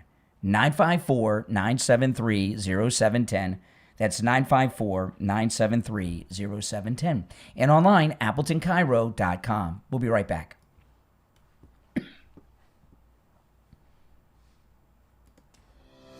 Parents, grandparents, and teachers. Is your child constantly glued to a phone, a tablet, or a video game? Do you worry about what they're seeing online and how all that screen time is affecting their future? If you're tired of the arguments, worried about online dangers, or wondering how much screen time is too much, you're not alone. Author Hussein Rakib gives a practical roadmap for raising happy, confident, and well-balanced children in today's digital world in Unschooled, A Parent's Guide to the Digital Revolution.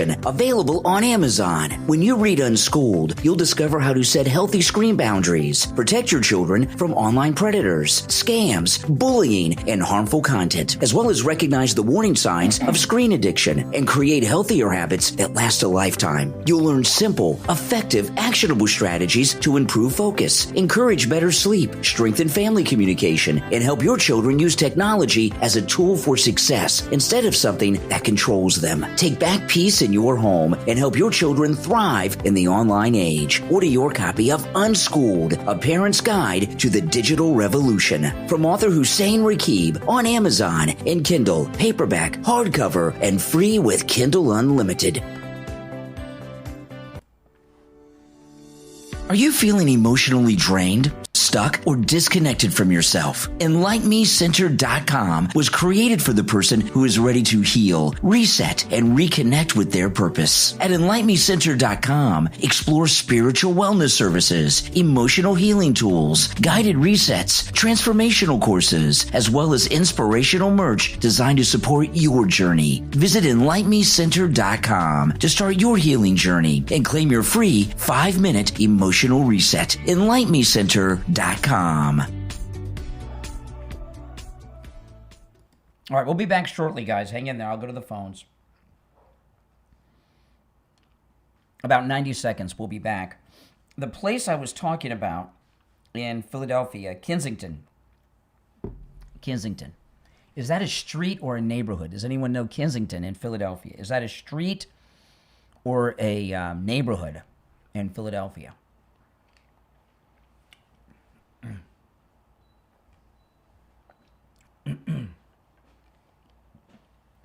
I don't know. Kensington in Philadelphia.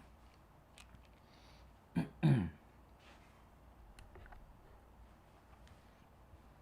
right, if you're on hold, stand by. We'll go to the phones when we get back. 1 minute, we'll be back.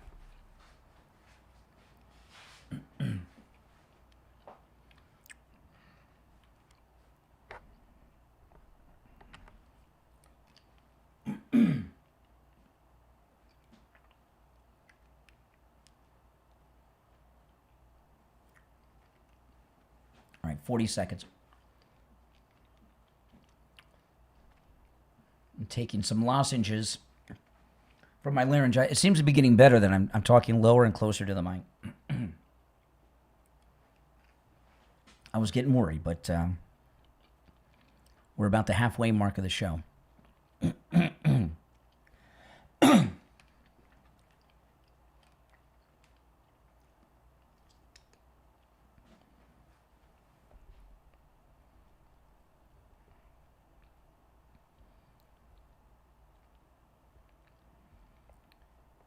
You're on the air. What's your name? Where are you calling from? Yeah, it's Renee from Harlem. I just had to call your white supremacist power hour and just let you know Michelle Obama raised 2 children, and man, you people are so typical. You play yourselves, you know? At least Melania managed to put on some clothes, and Trump slept with every one of his wives. Slept on. Isn't that what people do? Aren't people supposed to sleep with their wives? I don't understand the comment. By the way, Renee, come on. You know, I said that I don't believe that thing that people say about Michelle. That I know 100% it's not true. You can't give me credit for that. Everybody else says all these things. I say it's not true, and you're still giving me a hard time. What's the matter with you? 90% of your racist audience, they love trying to... Now, listen. If you're not going to talk with me, I'm not going to talk with you. You're talking at me. You're not talking with me. You're talking at me as if I'm some inanimate object and not here, and I'm not going to deal with that. You're on the air. What's your name? Where are you calling from? Hi, Brian. My name is Anna. I called before a while ago. I'm from Pennsylvania. Yeah, that area in Philadelphia is called Kensington. So I'm not correct. I'm not sure if Avenue. Yeah, it's a street. Yeah, it's very dangerous. Well, it's a whole long street. Very long. And you know, I was looking at this, and usually I wouldn't watch something like this, but because of what Spencer Pratt made me aware of with the Democrat homeless industrial complex racket. And it put a whole new light on the homeless in this country. And Philadelphia obviously has a Democrat homeless industrial operation going on. Yeah, it's very bad. We live about an hour and 20 minutes away. However, my daughter used to be an investigator for fraud, unfortunately, and would be around that area, and she would go down that street and give people money, and I'm like, don't do that, please don't do that. Yeah. And she wanted to be kind and help, but there are so many drugs. They would shoot tranquilizers, like a dart, like I guess a needle on the back of their necks. Yeah. It's really bad down there. And I even wrote to Senator Fetterman at one point because I thought, he seemed compassionate, even though I'm a Republican and conservative. He wrote back saying, yeah, we're aware of it. But you're not aware of it because it's still nothing. This is what I've come to realize. And this is mostly because of Spencer Pratt, okay? And what the Democrats do is they cause a crisis, right? And then they come in with what they say is the solution, but it's never the solution. It's just a way to profit off the crisis forever and ever and ever. We've had 8 terms, or I would say Wolf, Philadelphia, Pennsylvania. Now we have the other goofball in office, Shapiro, and I just wish we could flip Pennsylvania red one day. I'm hoping and praying. Well, Fetterman thinks that, it went to Trump. So that tells you right there. All right, I appreciate the call. All right, I do appreciate it. Those of you on hold, hang in there. Let's go. You're on the air. What's your name? Where are you calling from? Jay, in Arizona. Hey, Arizona. What's on your mind? We talked once before. I won't get into the whole MAGA versus Democrat thing, but on Spencer Pratt specifically, I'm not disagreeing. I used to live in California. I moved to Arizona because prices and a whole lot of other reasons. Yeah. We probably agree on a lot of things about how California's run, problems with it. I don't think there's much of a disagreement between Republicans and Democrats who are middle of the road, common sense type people. I think that the idea that Spencer Pratt is the guy to fix it is absurd and ridiculous, and I'm not sure why MAGA, Trump, Republicans keep going after or promoting guys. He's a reality show star who's doesn't have any record of public service. Are you familiar? Any record of running anything? Slow down for a second. What did Barack Obama run before he was president? He had a record of public service. No, what did really? Tell me about his public service, Barack Obama. Why are we talking about Barack Obama? Why are you spinning away from the topic? It is first of all, I'm the host of the show, so the topic is whatever I'm talking about. But you said no because you see you're starting to feel stupid. Yeah, you're looking for it now. You said that Spencer Pratt has no qualification. He's never run anything. So Barack Obama, he was running for mayor of Los Angeles. Barack Obama was elected president of the United States, which is a bigger job than mayor of L.A. Barack Obama was a senator, sir. He was a public activist in his community. Tell me what he did. Tell me what he did during his time as a public person in Chicago. I don't know his whole history in Chicago. Yeah, well, I know his history. You know what he did? Nothing. Right. Nothing. What he did. Nothing. He can't even get his damn library built all these years later. People in Chicago love him. Well, people in Chicago shoot each other all the time and don't want to arrest the shooters. So, they're idiots. Okay. Like the people of L.A. So what? People in Texas shoot each other. No. People in Texas don't shoot each other? No. Florida? No, they don't. No. Florida? No, we don't put up with it. No, we don't. If somebody does that, we want them arrested. We don't say that they're a victim. Excuse me. You're talking to a grown-up here. You guys gave Obama the nuclear football who had no experience. Now you said he's a reality star. You said Spencer. Excuse me. You said Spencer Pratt's a reality star. Ronald Reagan was the governor of California. Was elected as governor in the 60s. What was his work experience prior to that? Nothing. I have nothing I'm aware of. He was an actor whose most famous film was starring opposite a chimpanzee called Bedtime for Bonzo. and he did a damn good You're job. right. And he did a great You're job, right. didn't I'm he? not arguing with you. Yeah. I'm not arguing with you about that. All Yeah. I'm saying is that the serious problems that you're bringing up. Arnold about California- Schwarzenegger was elected. Arnold Schwarzenegger was elected governor of the entire state of California. What was And his record that before it was that? difficult. As an actor, and I remember his Exactly. his An discussion actor. about being governor. An Hold actor. on. His Yes. discussion about being governor. He said this is his problems with California as governor was that the Spencer Pratt. bureaucracy The point I'm trying to make, but from your liberally impaired brain, you're unable to connect. Boy, But the insults are just fine. I'm trying to have what's insulting about being a liberal?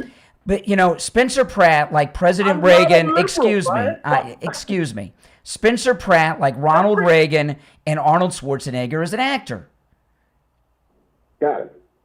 When you're dealing with California, which is where actors are based, you're going to get a lot of actors that run for office. So what? My issue isn't with anybody can run. They had a porn star running for office. Actually, 2 of them. That's not my point.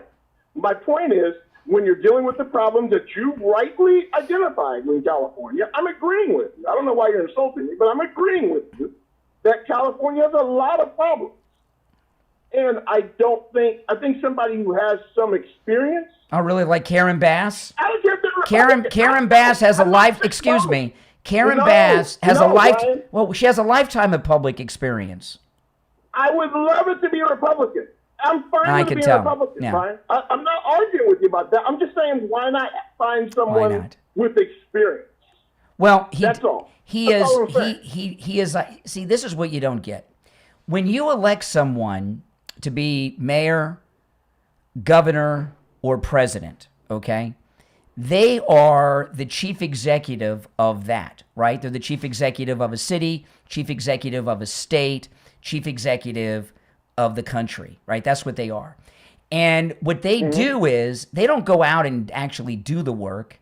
They identify the problems and go out and hire the best people possible to take care of that problem.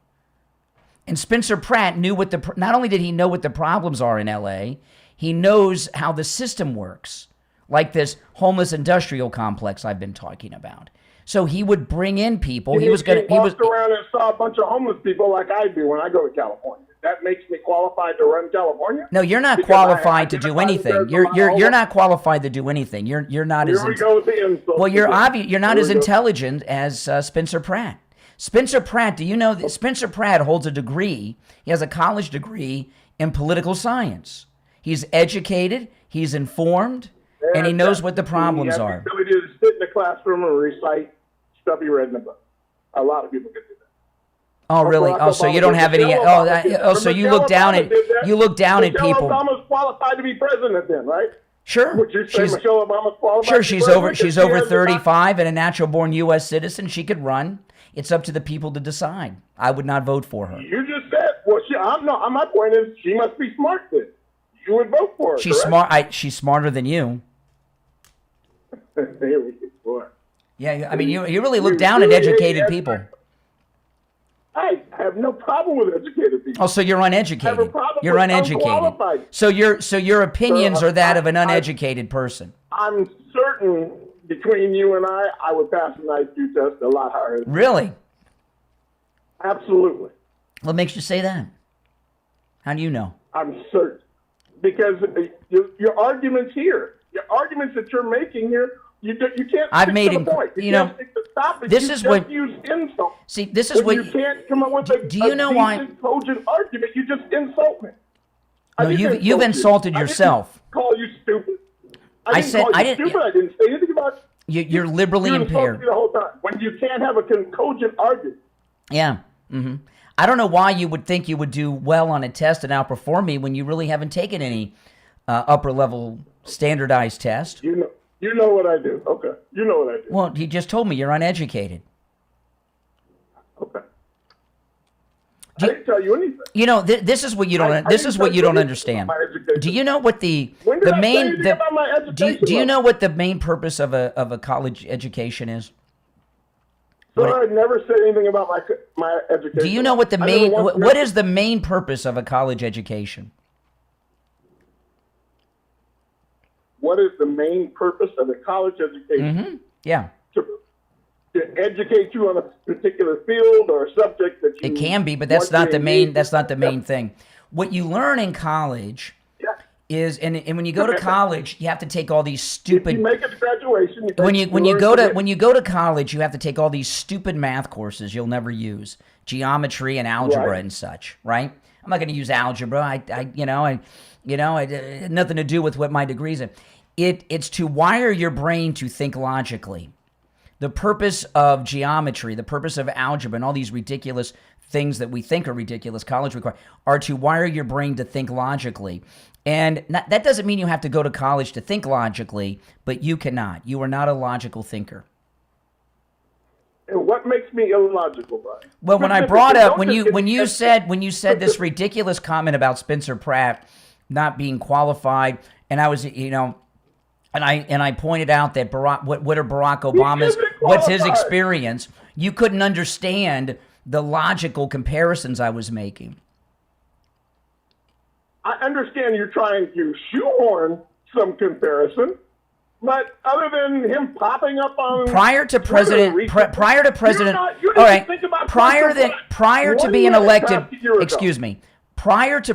Obama's election as president, what was his major accomplishment in life?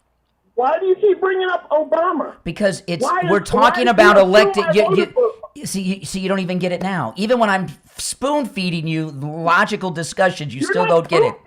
Listen, you're stereotyping. Listen. You're not Listen. It's never too late to go to college and learn how to think logically. So here's a fact for you, not just your random opinion. I voted for McCain, not Obama. The first time he ran. Yeah. That's a fact, not Obama. Okay. So what are you trying to do? What are you trying to do? Through your stereotyping and your insults. I remember last time I mentioned McCain, you were like, well, he's not a Republican. Mm-hmm. The Republican Party has not. Well, I'll tell you this. I'm gonna quote my favorite. Excuse me. See how hysterical you are? See how hysterical you are? No, I'm not hysterical. I've got to run for a break.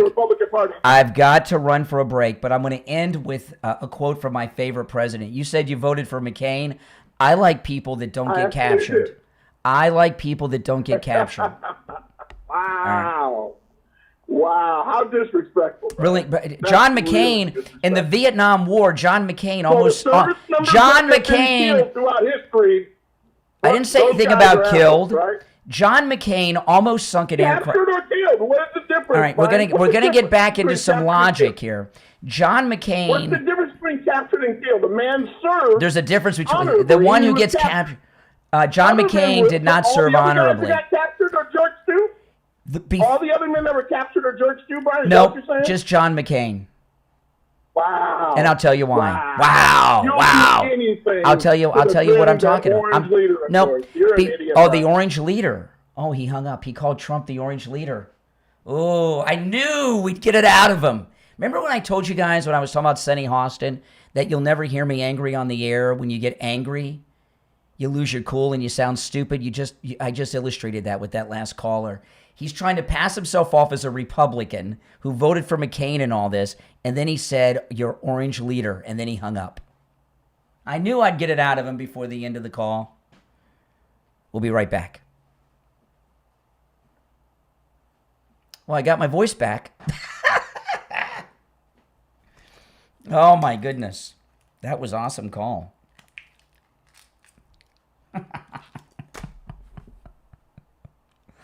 Oh, my goodness.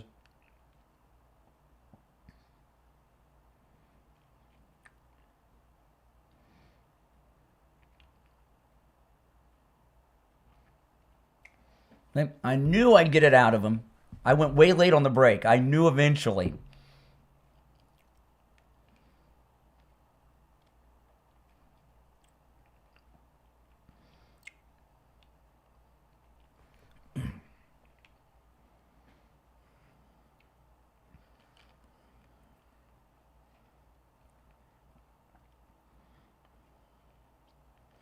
And I'm gonna share the John McCain thing that I'm referencing when I get back for people that don't know. I would have shared it with him, but he hung up after he called Trump our orange leader.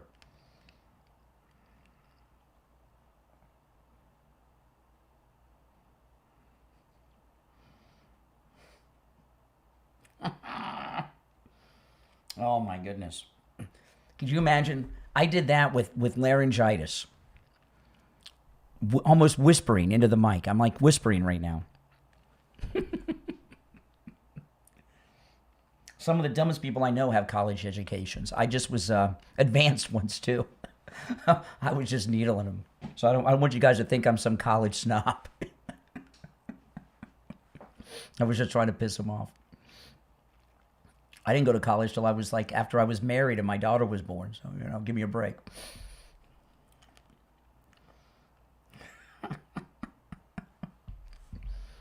Oh my goodness.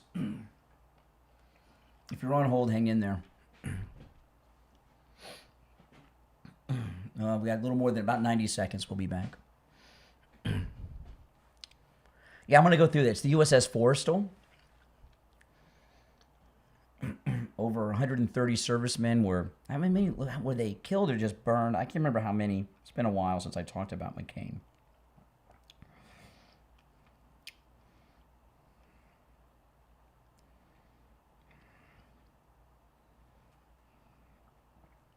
Let me see if I can find the number that we're...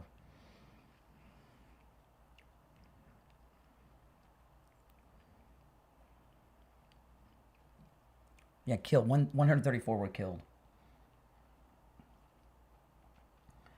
Oh,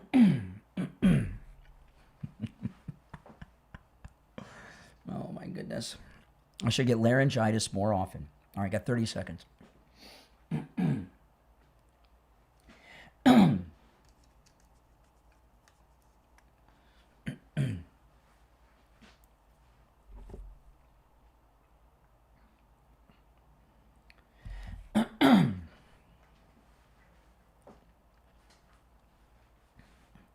All right, 10 seconds.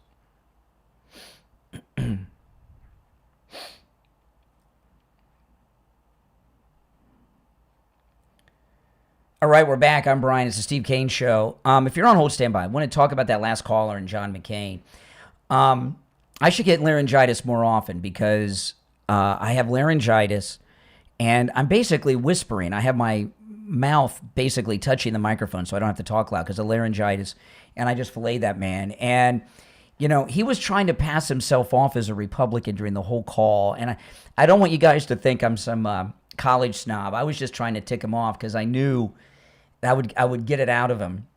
And, I voted for McCain and all this business. And then he said at the very end of the call, he said, "Your orange leader," and then he hung up. Do you think that guy's a liberal? Of course he is.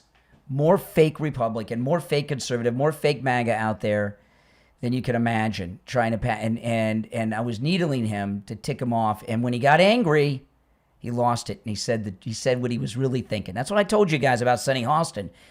You'll never hear me lose my cool on the air. I'll never get angry on the air because I don't want to sound like that idiot. But when I said to him, I like people that don't get captured. He says, "Oh, you're talking about all..." No, just John McCain. Prior to John McCain, and you guys can look this up online yourself, okay? Before John McCain got shot down over Vietnam and captured, he did something that if any other naval aviator did, that not only would they not be flying anymore, they'd probably be in prison, in a military prison. Does the Navy send people to Leavenworth?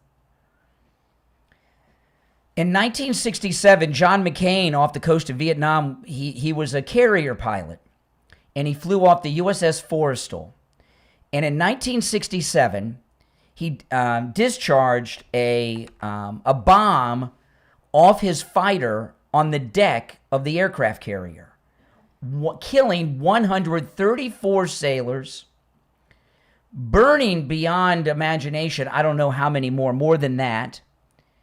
And he almost sunk the aircraft carrier. In fact, During the entire Vietnam War, which used to be America's longest war, at the time it was, in the Vietnam War, that was the one time we almost lost a carrier in the war, was John McCain, almost sunk an aircraft carrier. 134 sailors killed, hundreds more burned badly on the ship. And he was still allowed to fly. Because why? Because his daddy was an admiral. If the right thing was done, when he almost sunk the USS Forrestal, killed 134 sailors, burned, could only imagine how bad the burns were for the hundreds that were burned because of John McCain, he never would have been flying, and he wouldn't have gotten shot down, and he wouldn't have gotten captured. And he probably got shot down because he was an incompetent, based on what he did. But because he was connected, and his dad was an admiral, he was allowed to fly after he did that. Furthermore, this. John McCain's wife, he had children. He had a wife with children when he was captured. And he was in that prison camp for, 5.5 years? His wife stood by him during those 5.5 years and raised those kids. Not Meghan McCain, the kids from his first wife. You know what John McCain did? When he got home, he got promoted to captain. He started going around the country doing whatever he was doing for the Navy. And he met the beer heiress, a multimillionairess. And he left the wife that stood by him during the 5.5 years he was in the Hanoi Hilton. The mother of his children left them for a millionairess. And that's where he who gave birth to Meghan McCain. So not only was he a terrible man based on what he did on the Forrestal, look what he did to his family. He was not a good man, John McCain. I'm sorry. I like people that don't get captured. I like people that don't kill 134 U.S. sailors. And I like people that don't leave their wives and children for millionairesses. It's just me. Now, again, maybe call me judgmental. You're on the air. What's your name? Where are you calling from? This is Ronnie. I'm from Baltimore. All right, take care. You're on the air. What's your name? Where are you calling from? Good morning, Conservative Doug. Hey, Doug. You know, I see you're earning your money today. Anyway, the first thing I want to say is earlier you were talking to Richie about if Joan Rivers is conservative or not. I sat next to her for a whole night at a Giuliani fundraiser, and besides her being very nice, friendly, and comedic, she was definitely conservative. So get that out of the way. Was she? Where? How do you know she was conservative, Joe? I'm glad to hear that. Oh, man, we talked the whole night. She couldn't. She loved really? President Reagan. What year was this? What year was this? Just around about. Year, like around about. It was. Whenever Giuliani was running for mayor, I forgot what year that was. So around 90 to 92-ish, somewhere around there. Yeah, in the 90s, yeah, sometime. Early 90s. Well, you know, Joan Rivers, in my opinion, was the funniest woman who ever lived and walked this earth. And exactly, I told her that too. Yeah. Anyway, funny woman, and definitely conservative. Like I said, she talked about the whole night. Well, she was on the Celebrity Apprentice, and if I remember correctly, she won and was the Celebrity Apprentice, wasn't she? Yeah. I think you're right. It was between. Wasn't it between her and Bret Michaels on that season? And she beat Bret Michaels. And look at Bret Michaels letting Trump down with the concert for the anniversary, jerk. Yeah. All right, Doug. Good. That's a good story. I wish I would have met her. All right. The rest of you on hold, hang in there. Let me check the time. Okay, we got to take our last break of the second hour. It's the Steve Kane Show. My name is Brian Craig, and my laryngitis disappeared miraculously during the show. Isn't this awesome? Where'd it go? I don't know. All right. If you're on hold, stand by. We'll be right back.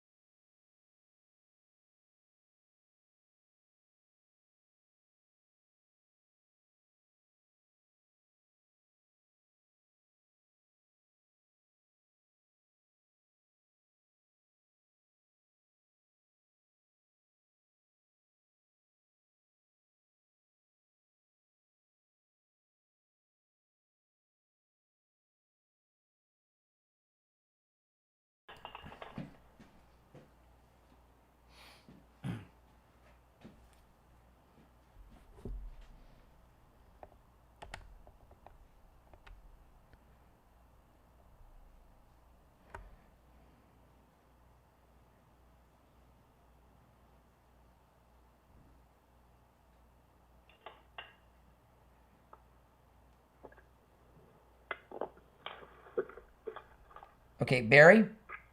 Yes. I'm going to put you on hold. I'll be with you. Stand by.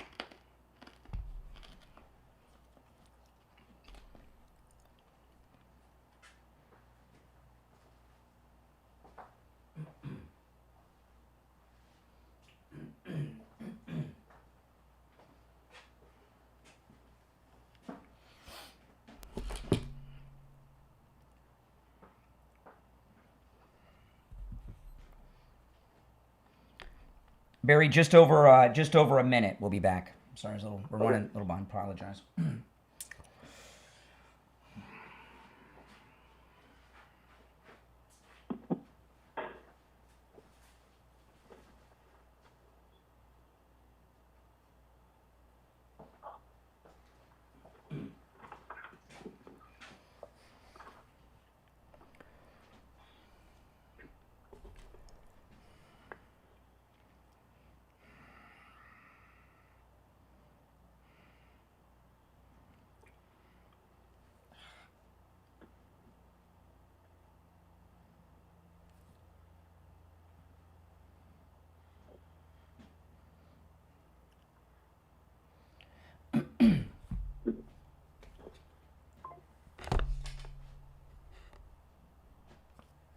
All right, 30 seconds.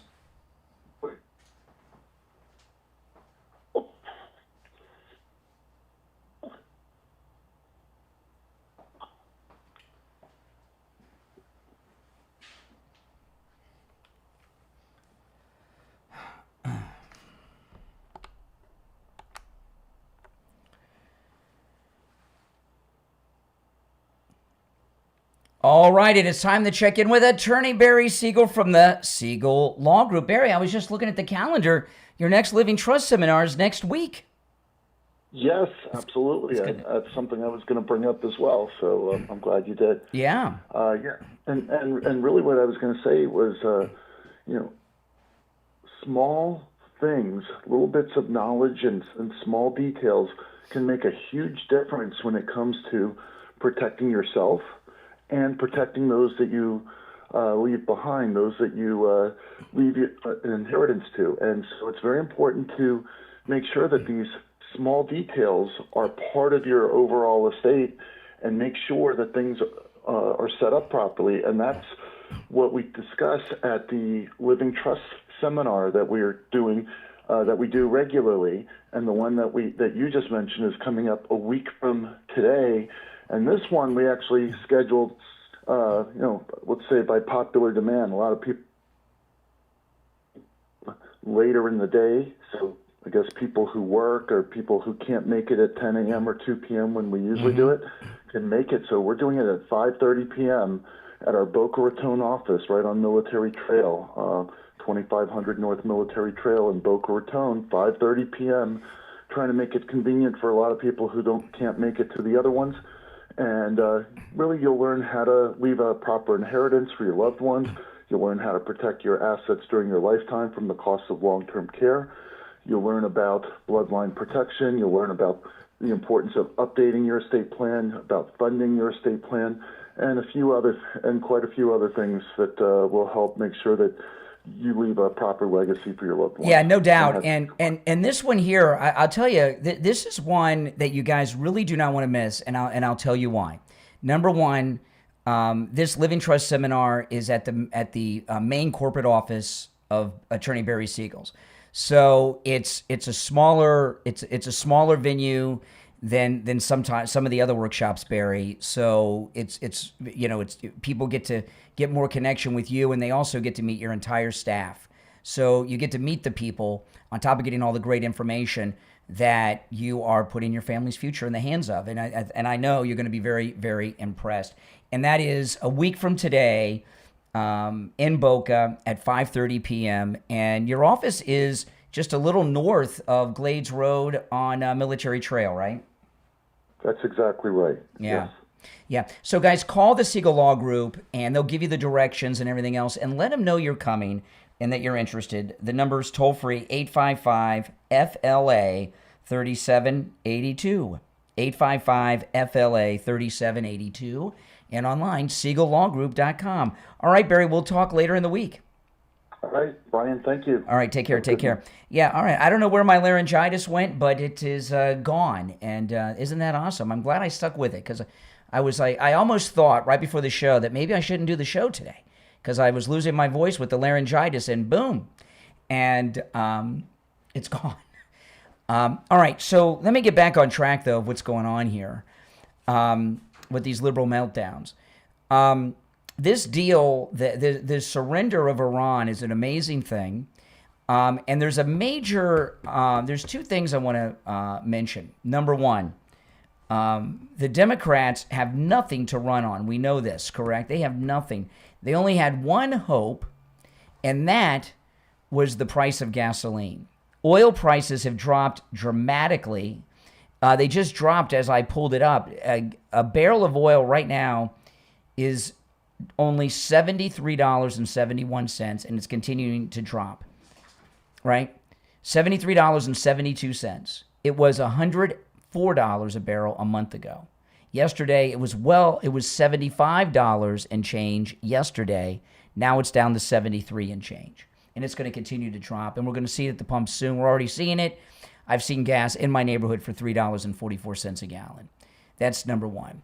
The other thing, they're trying to get this fake story out there that that part of this deal is that we're giving $300 million to Iran to rebuild. I've heard some talk about numbers in the billions. That is 100% not true. It is false. We are not giving them any money. It is 100% fake news. And if you're wondering what my source of that is, how do I know? Because all these people in the media are telling you that we are giving $300 million. Some are even saying numbers in the billions to Iran to rebuild their country. That is 100% fake news. And if you're wondering where I got that information from the President of the United States, Donald Trump. Okay? And unlike anyone in the media, he actually knows what's in the deal. Another thing, the deal has already been signed by the president, the vice president, and the Iranians. They have signed it. It's been done electronically, but they've signed it. The in-person meeting's coming up, but the deal has already been signed, and we're not giving them money. So that's all you're hearing is fake news. This is amazing. President Trump ended America's longest war, and you all should be very proud of him for doing it. The longest war, longer than Vietnam, longer than Afghanistan and Iraq. Yeah, that's right. 47 years, and it's over, and we won. This morning, right before I went on the air, the president had a press conference in France. It was really early. It was about 5:30 this morning. And he detailed, he said, we took out the first tier of their government, then we took out the second tier, then we had the third tier, and we took out most of them. So really just the fourth tier is left. He says, if they violate this agreement we have made and signed, all hell will rain down on them. He says, if I send them in again, they'll never be able to rebuild. He said in this press conference this morning, President Trump said, it's going to take them 15 to 20 years to rebuild. So they're not going to be able to push around the Middle East anymore, or the world, or harass Israel. In Lebanon, what you have in Lebanon is a holdout group of Iranian Revolutionary Guard Corps terrorists, okay? President Trump has gotten the Lebanese government to send their security. This happened yesterday.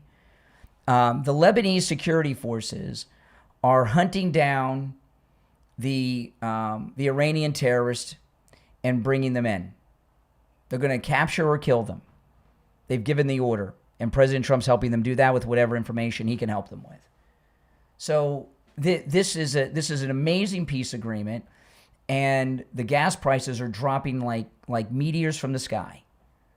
So the left, they got nothing, and we've won. And you always got to trust in Trump.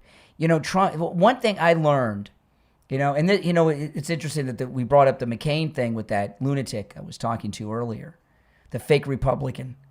It's calling President Trump Orange Man and all that.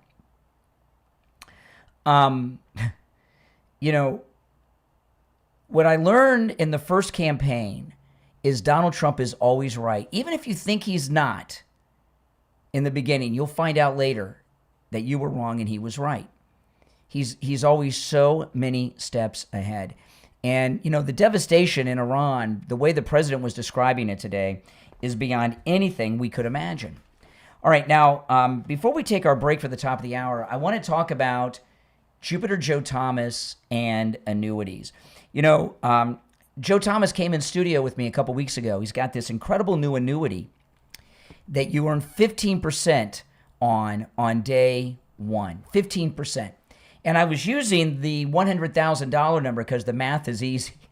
So if you put $100,000 in an annuity right there, instantly, that 100 is $115,000. Wow, that's amazing, right? You're making $15,000 on your $100,000 instantaneously.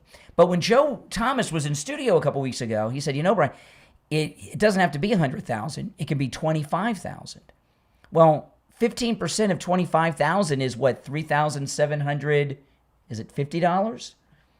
Right? So on day one with this annuity, your $25,000 is $28,000 and change on day one. That's amazing. Give Joe Thomas a call. And you get that check every single month for the rest of your life. Schedule your no-charge consultation, no matter where you're located. 561-743-0999. 561-743-0999. That's 561-743-0999. And online, jupiterjoe.com. All right. 2 hours down. The third hour is next. You're listening to The Steve Kane Show, Florida's longest running radio show. My name is Brian Craig. We'll take our break for the top and be right back.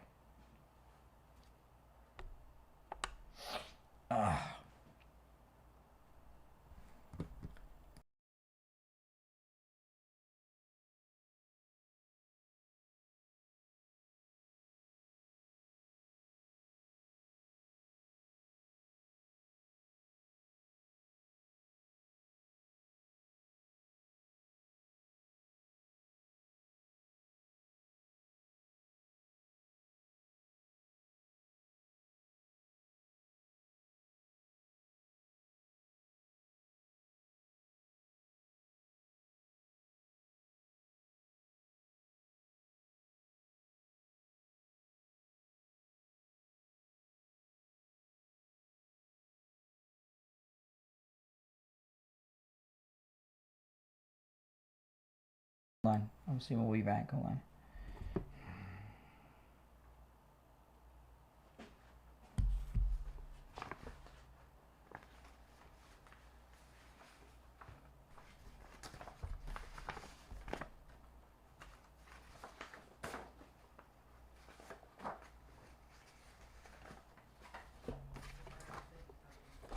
Okay.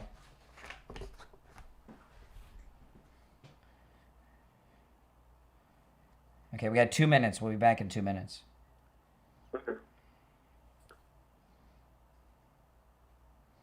Oh my goodness. I got a big story when we get back. Oh, good. Is it a good story or a bad story? Hold on, let me look. President.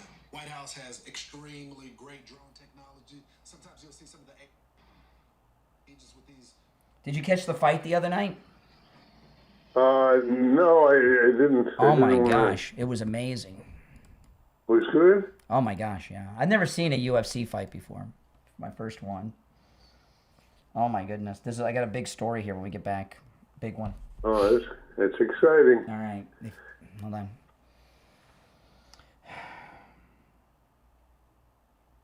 Oh, my goodness. I'm waiting for another coffee. All right, hold on, Yes, I am. hold on, stand by. Okay.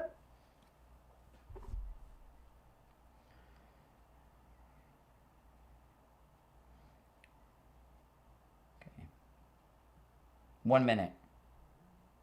Yes.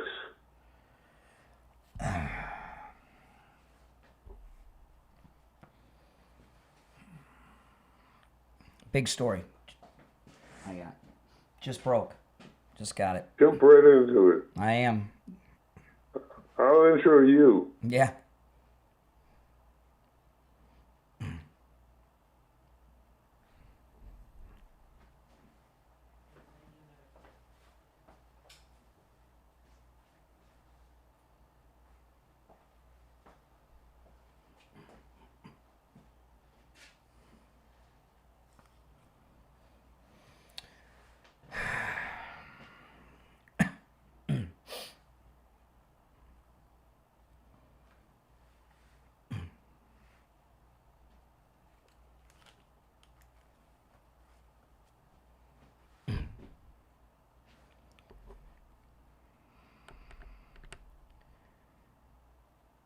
All right, the 8 o'clock hour has begun. Steve Kane joining us, and I'm Brian. And Steve, I wasn't expecting you for a while, Steve, I must say. Well, it was a spontaneous thing.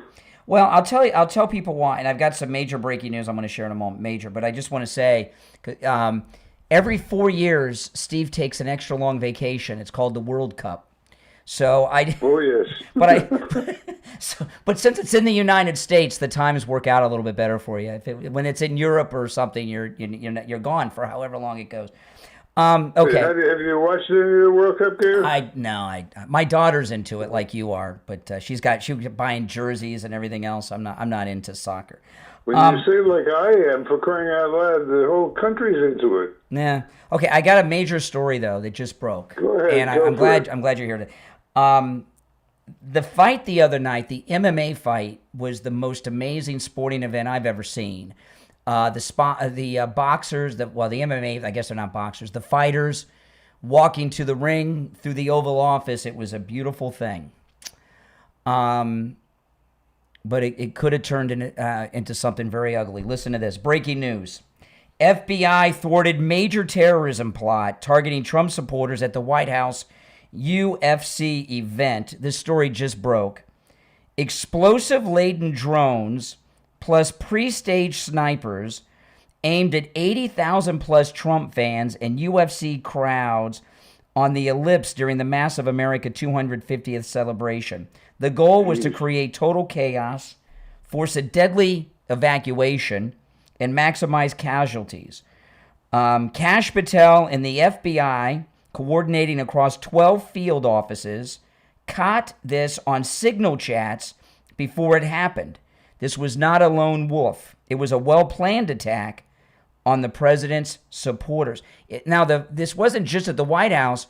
There were, thousands of people across the street watching the fight across the street from the White House on the big screens. This is a terrifying escalation from assassination attempts on the president to now targeting Trump supporters. This is insane. Kash Patel saved thousands of lives on Sunday night. Does it give any details other than that? That's all we have right now. The story just broke. It just dropped. It's just out there and developing, and I'll monitor and if more comes out.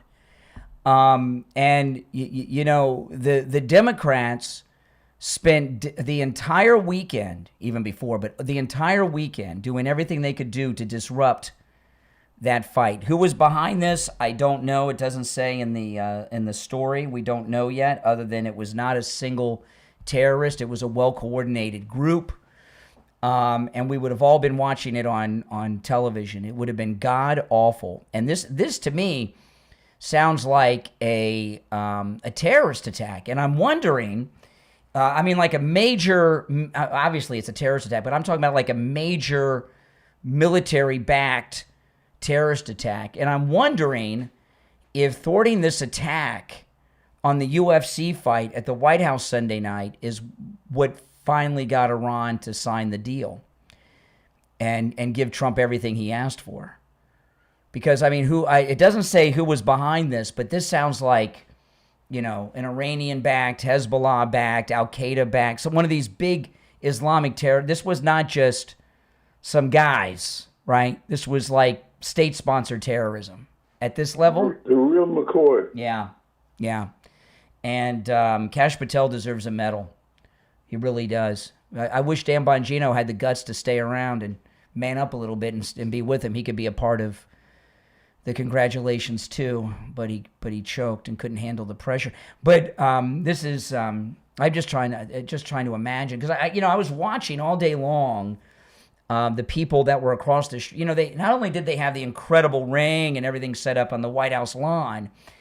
This attack, it looked, based on what we're getting, this attack was across the street from the White House, where there were thousands of people watching the fight on the big screens.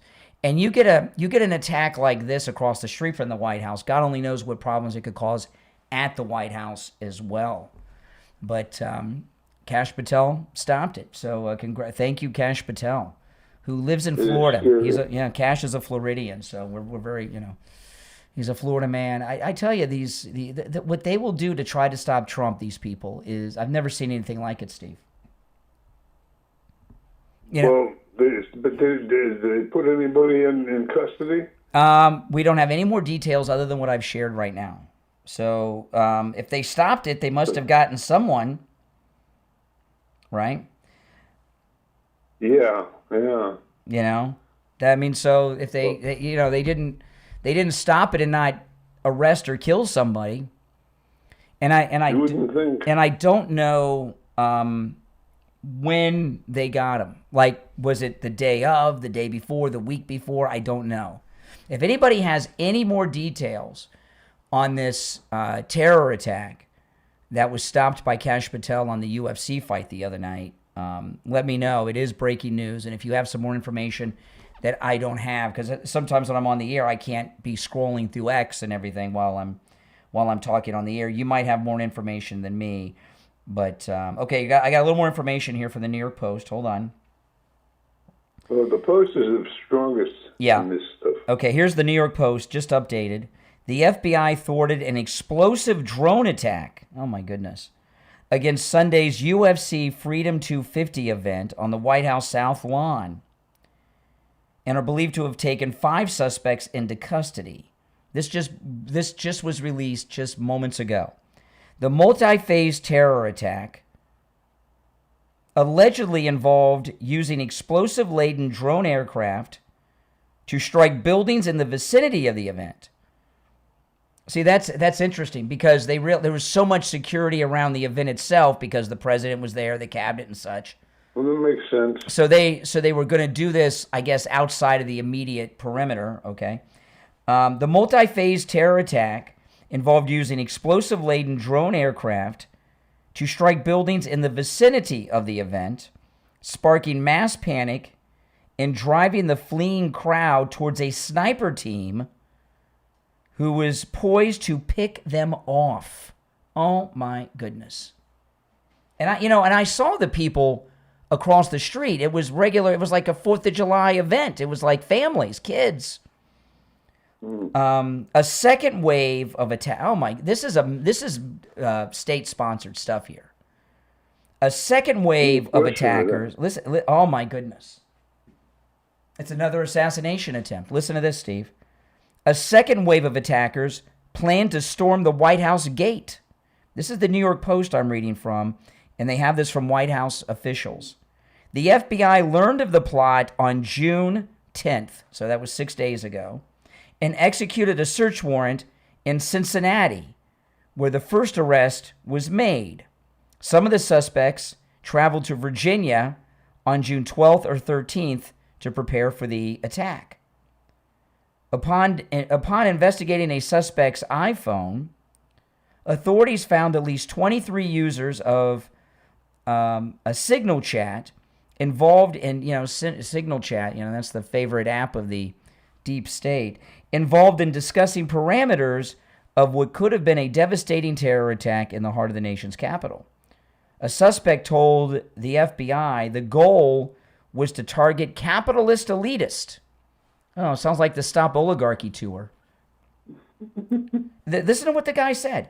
A suspect told the FBI the goal of the attack was to target capitalist elitists, billionaires, and politicians who received money from AIPAC, the American Israel Public Affairs Committee. That's the Jewish lobby that all the anti-Semites are always griping about.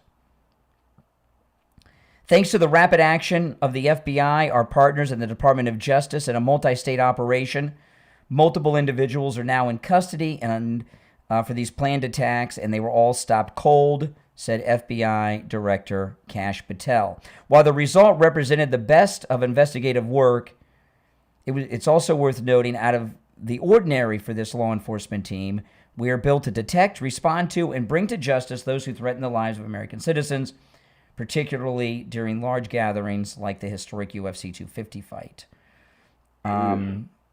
Let's see if that's I don't know. This doesn't sound like just a few yahoos, Steve. I mean, they got drones. They got 3 teams. Now, this again, everything I just shared is in the New York Post. They spoke to officials at the White House, the FBI, and Kash Patel. Okay, so we have 3 teams. We have a team of people flying the drones that have explosives that are going to attack buildings, causing the crowd to rush. They must have known what direction the crowd would rush. We had a second team of snipers that were going to pick off the people trying to escape the explosions from the drones. And then there was a third group that were going to storm the gates of the White House, where the president, vice president, the entire cabinet, celebrities, and other world leaders were at, who wanted to go there to see the fighters.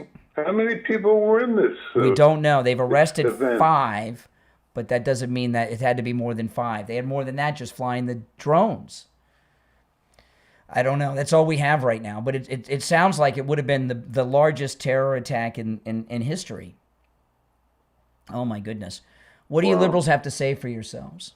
And since they were going to storm the White House gate, I'm going to chalk it down as another assassination attempt on the president as well. Hey, Steve, last week I went over to Lighthouse Medical, and I met with John and recorded some new commercials with John that you guys are hearing. How is John? John's doing well, and I ran into not 1, not 2, but 3 of our listeners, and they were all having neuropathy treatment. I'd love to hear that. And it's really amazing what this neuropathy treatment does. And now I was talking to John. Lighthouse Medical has been in practice with the same family of physicians for 75 years in Pompano in the same building. Isn't that something? 75 years, Steve. But when people come in with neuropathy, they have it at different phases. But I didn't realize how bad it got with some people. Some people can't stand up. Oh, yeah. I had no idea how bad it can get. And what I was talking with John about, and what he was telling me is it's amazing. People come in, they can't walk, they can't stand up, and then they go through the treatments. Next time he sees them, they're walking in the front door. It's like, it's a great feeling, really. Lighthouse Medical's neuropathy treatment works. I know it works because not just because of Steve Kane and what I've seen with what's happened with you, Steve, but I've talked to many of our listeners who have gotten their lives back. There's some people that go on our cruises that had the neuropathy treatment at Lighthouse Medical, and they've told me, I wouldn't be on this cruise if it wasn't for Lighthouse Medical. When you have neuropathy, you become homebound, even bedbound. I didn't realize how bad it got. Oh, it's awful. It is. But you can get your life back. You can go to the store, go on vacations, go to the mall, go out to eat, maybe drive again. Get your life back. Call Lighthouse Medical. Now, listen, it's a no-charge consultation, but you got to mention you heard about them on the Steve Kane Show, okay? They only do that for us because they can't spend all day doing free consultations for just anybody. They'd never be able to treat patients. But if you tell them you're from the Steve Kane Show, You get a free, no-charge consultation. Call Lighthouse Medical, 754-222-6642. 754-222-6642. That's 754-222-6642. And online, lighthousemedicalcenter.com. We'll be right back. All right. That sounds like it was like the worst terror attack since 9/11. It sounds like they haven't scratched the surface of it. I wonder how they get tipped off to that stuff. That's amazing. Well, there'll be plenty of stories on this, I'm sure. Oh, my goodness. Yeah, let me see if there's any updates. That was a pretty detailed story. I could see. Okay, hold on. Let me put you on hold for a minute. Hold on, Steve.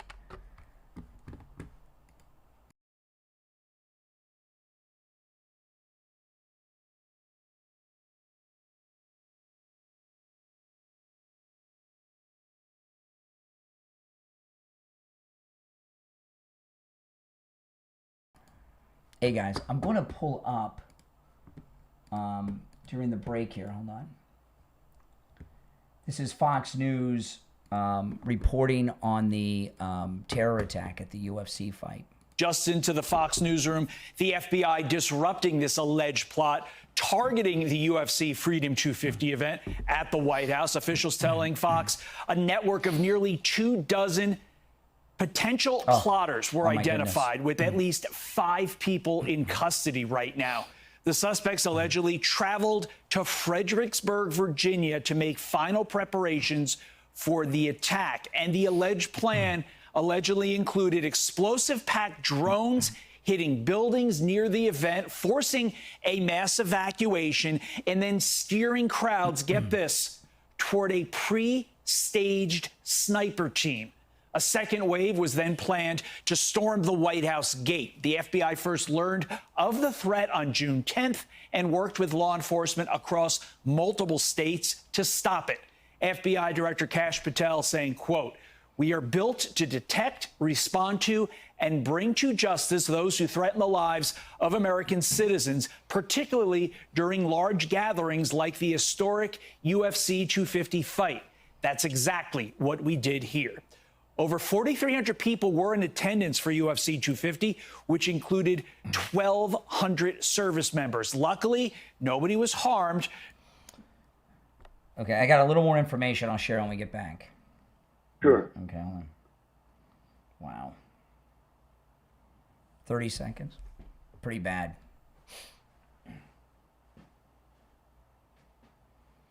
But I find it... well, hold on. I'll tell you when we get back. Okay.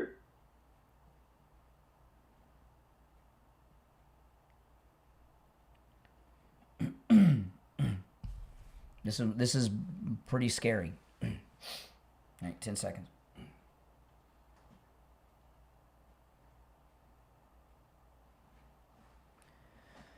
All right, we're back. Steve Kane is here. I'm Brian. Okay, I got some more updates on what would have been the largest terror attack since 9/11, and maybe even larger, Steve, with loss of life because so many thousands were in attendance. If you're just tuning in, Kash Patel announced that there was a massive terror attack that the FBI stopped at the UFC fight. They've arrested 5. They believe there were at least 24 terrorists involved, Steve. At least 24, of which they have 5 in custody. This was yesterday, is what we're talking about, right? Well, it happened before the attack, so I'm assuming it happened Saturday or Sunday. Today's Tuesday. They're just letting us know this morning. So what does that mean? There's at least 19 terrorists roaming free. And one thing I'm not getting, and if anybody has heard this, and I don't, we're not. Are these Americans? Are they Muslim? Are they Muslim Americans? Are they Arab? But who are these terrorists? Or are they Antifa? I don't know. I'm not hearing any. Like those details haven't been released yet. No, we don't have it. No, we haven't given you anything specific. No, we don't have any of that. But I'm telling you, this is a very sophisticated plot. Let me recap what the plot was, okay? It was but there were over 4,000 people at the UFC event, and I think that was just on the White House grounds. That's not including across the street at the park. There's a lot there. Okay, just to recap this. I know this sounds like a John Clancy novel or movie or something, but it's real, and this is what they were planning. And Kash Patel stopped. Massive terror attack was planned and stopped by Kash Patel at the UFC fight that took place on Sunday night. The attack was a three-pronged attack. One was going to be an attack by drones with explosives on nearby buildings. Now, the purpose of this is, and by the way, the ballroom, part of the ballroom, they're putting on it drone defenses at the White House on top of the ballroom. The one that the judges are trying to stop all the time, the Obama judges. They're setting up a defense system for this exact kind of attack. So these drones with explosives were going to fire on nearby buildings and cause explosions. I'm assuming those are buildings outside the White House perimeter of security. That their plan was to cause a panic. Somehow they knew which direction the crowd would run. They had snipers on the rooftops that were going to shoot the crowd as they were trying to escape from the explosions. A third group of terrorists were going to storm the gates of the White House. That's a movie, man. At least the FBI is saying there are at least 24 terrorists, of which 5 they have in custody. The first arrest was made in Cincinnati, Ohio, and the other 4, it looks like they were arrested in Virginia. Now, this is breaking and developing, so some of the things I've said may get updated as the day and the morning go on. But this, as we march along, this because of the number of people, Steve, and those involved, this could have been worse than 9/11. I mean, sadly on 9/11 we lost 3,000 that day, right? If the planes would have hit an hour or two later, we would have lost 50,000. Remember, people, I didn't know this, but at the trade towers, people didn't go to work till 10 a.m. and the attack was earlier. Thankfully, that's why we lost 3,000. But and that's more than we lost at Pearl Harbor on 9/11. But with 4,000 people at the fight, and who knows about the collateral around the area, how many could have been lost? It could have been a greater loss of life than 9/11. And I just can't imagine. I would like to know if they were American, Muslim, and they said that they were looking to attack. They were talking just like Bernie Sanders and Graham Plattner, the Nazi. They were going after the capitalists and those that are colluding with AIPAC. Isn't that what the Democrats are always saying? Down with the capitalists and AIPAC? Oh, boy. Sounds like we get lucky. Oh, I don't know. But I would like them to identify who they are. If anybody has any information, if they've been identified, if they're Americans, if they're Muslim, if they're American Muslims, are they Arab? I don't see anything about who they are, and I'm curious why they released all of it without telling us that information. If at least 19 are still on the run. Okay, here's another. This is Fox News. The FBI and its law enforcement partners disrupted a plot targeting this weekend's UFC Freedom 250 event in Washington, D.C. 5 people are in custody. Investigators identified 23 people as part of a network of plotters.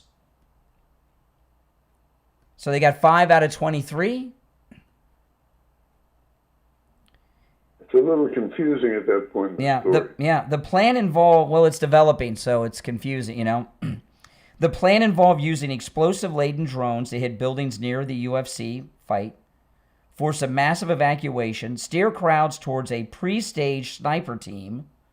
A second wave was then going to storm the White House gate. Storming the White House gate in that instance might have been successful. There'd have been so much panic. Who knows? My goodness. The FBI first learned of the threat on June 10th, worked with partners to secure a probable cause for an arrest in Cincinnati, where the first suspect was taken into custody. The U.S. Secret Service said it worked closely with the FBI during the investigation.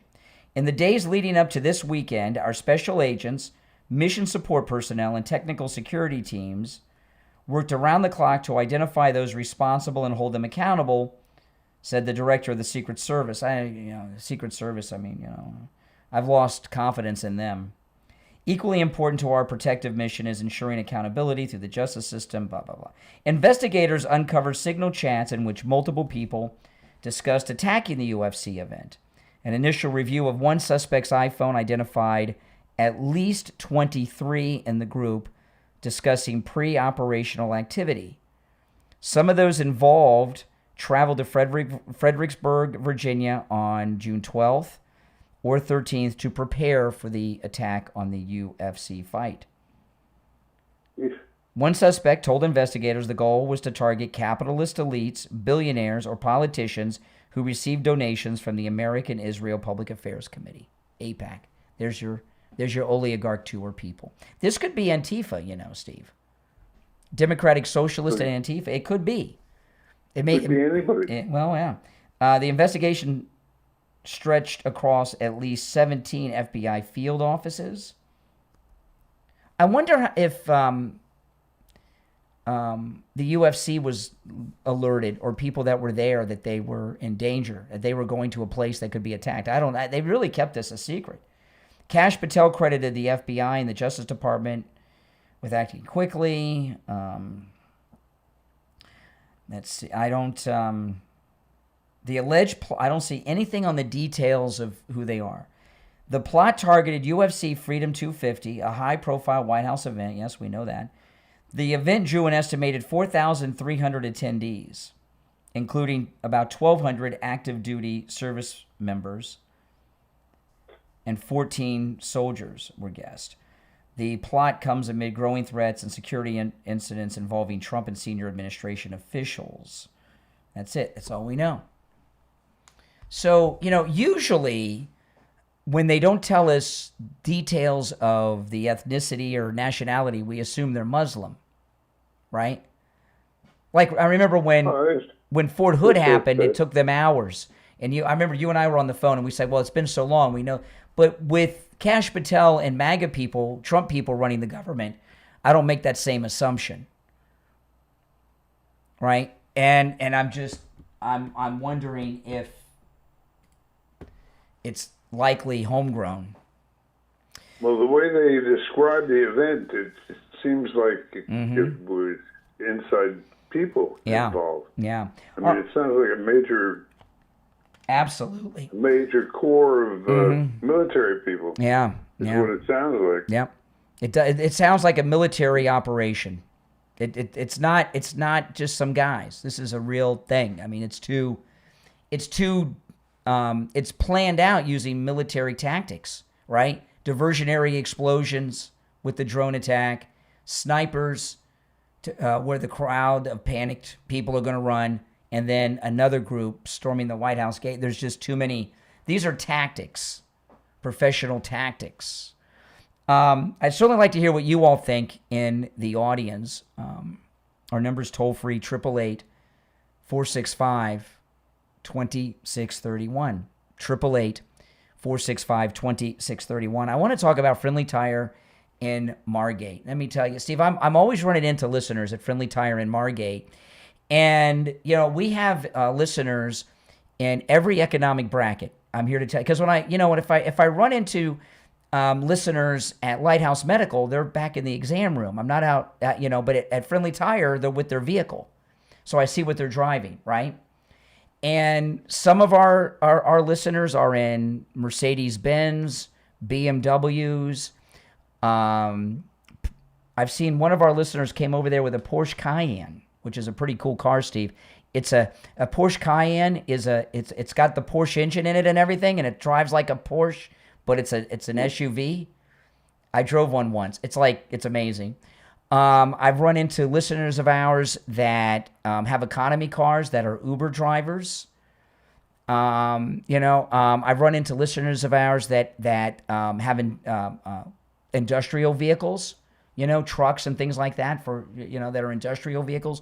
Everyone of every type of car you can imagine, go over to Friendly Tire in Margate, where you can get new tires out the door and on the road for as low as $75 a tire. And when I say out the door and on the road, Friendly Tire doesn't charge you to balance the tire, mount the tire, or dispose of your old tire. So the price that Friendly might quote you is out the door and on the road, as low as $75. That's on new tires. He has thousands of good used tires in stock, as low as $35 a tire. That's out the door and on the road as well, and he also does tire repairs. Call Friendly Tire. Friendly Mike will give you a quote right over the phone right now, 954-977-9445. 954-977-9445. We'll be right back. All right, Steve, I'm going to put you on hold and answer some calls. All right, hold on.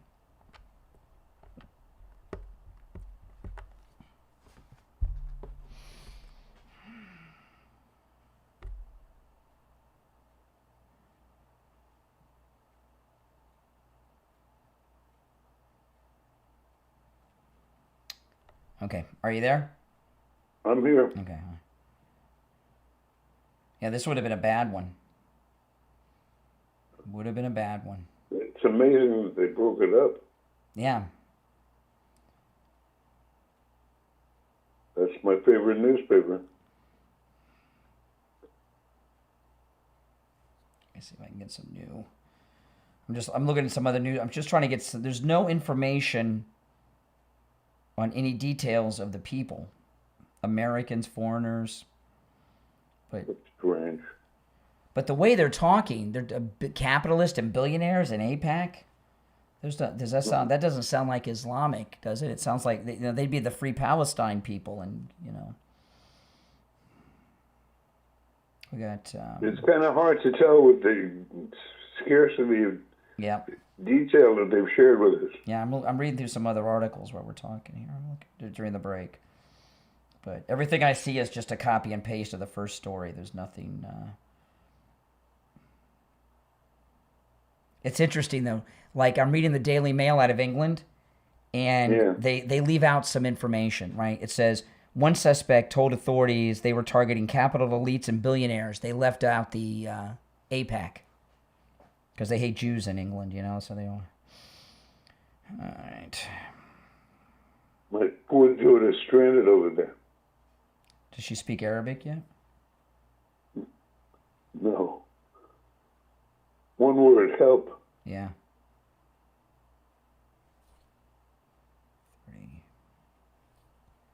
Okay, 1 minute. We'll be back in 1 minute. This is really scary. Scary. I mean, they're talking just like Bernie Sanders and Plattner. Capitalist, billionaires, and AIPAC. People who could take AIPAC money. My goodness. 30 seconds. So I'm glad I almost didn't come on today because of my laryngitis. I'm glad I did because it went away and it's a big story. I would have been really pissed if I'd have missed this. This is terrible. All right, stay by. 15 seconds.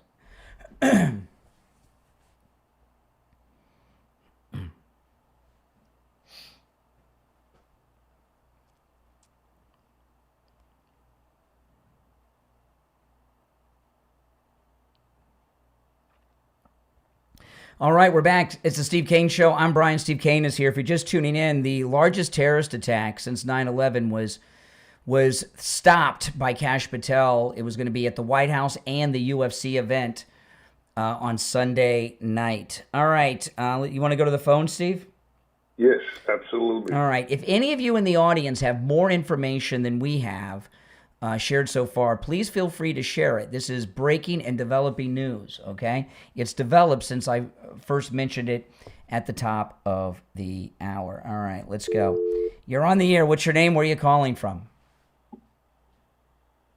Hello, good morning. You're on the air. Hey, IB and Broward. Oh, hey, IB. Hey, Steve. IB, how are you doing? How are you doing? Hey, what happened to an unwritten agreement that you should be on twice a week? I'm doing great. I'm doing great. Let's go back to square one.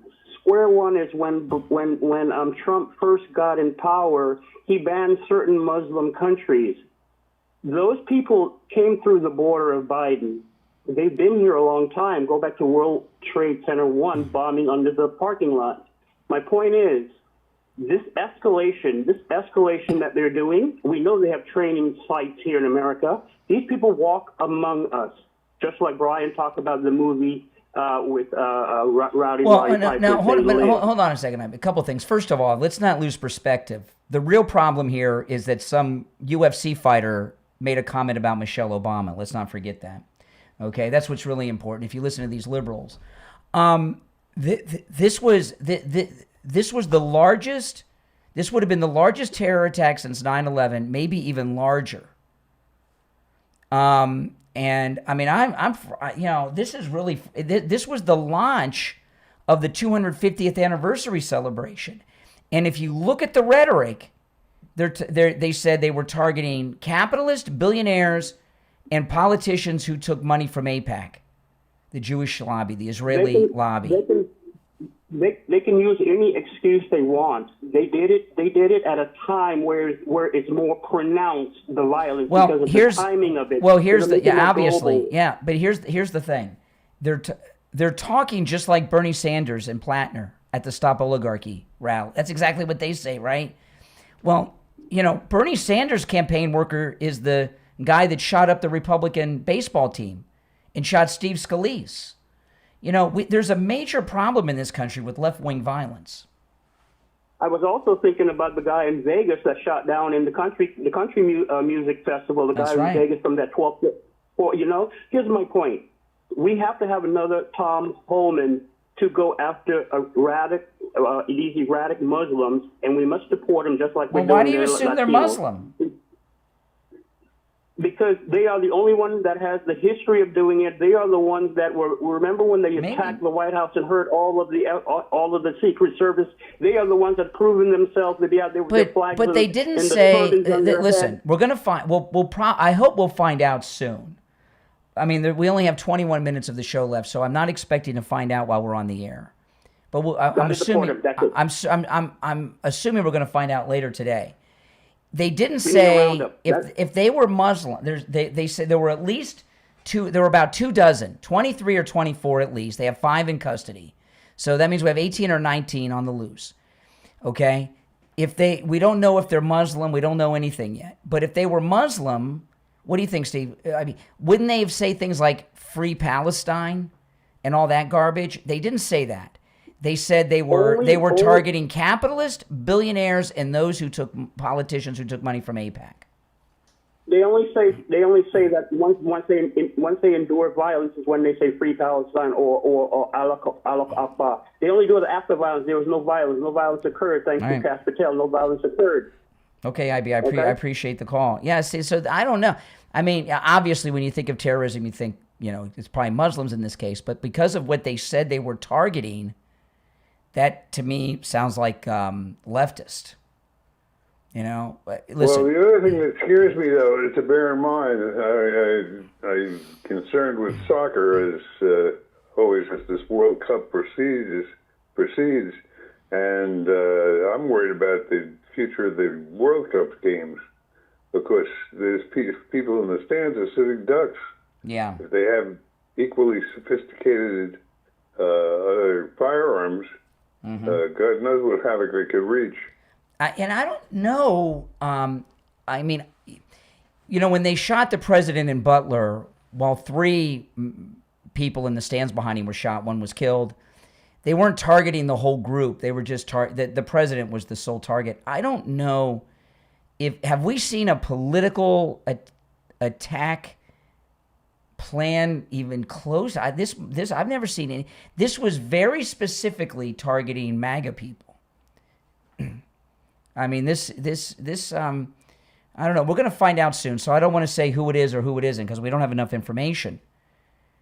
But if this was not the Trump White House, I would say we may never get the true story, right? If this were the Democrats, they'd cover up who it was. But this is one of the most frightening terror attacks I've ever heard of in this country. I mean, this one's This one's really, really bad. The vice president's scheduled to be on The View today.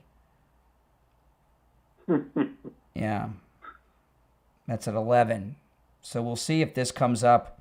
I know they were probably planning on bringing up the Michelle Obama comment by the UFC fighter. But I don't think What so. did he say? One of the UFC fighters, he made a comment about Michelle Obama's gender may not be female. And they're very upset about it. It wasn't even one of the main guys. It was one of the down ticket fights, you know. I don't even know which one it was. It was the guy that gave Trump the necklace. But it wasn't the main event.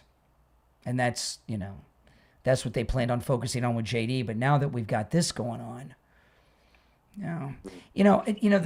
these it really puts in perspective. Sometimes we just get kind of comfortable, you know, and a terror attack at this level is something I've just never envisioned in my life.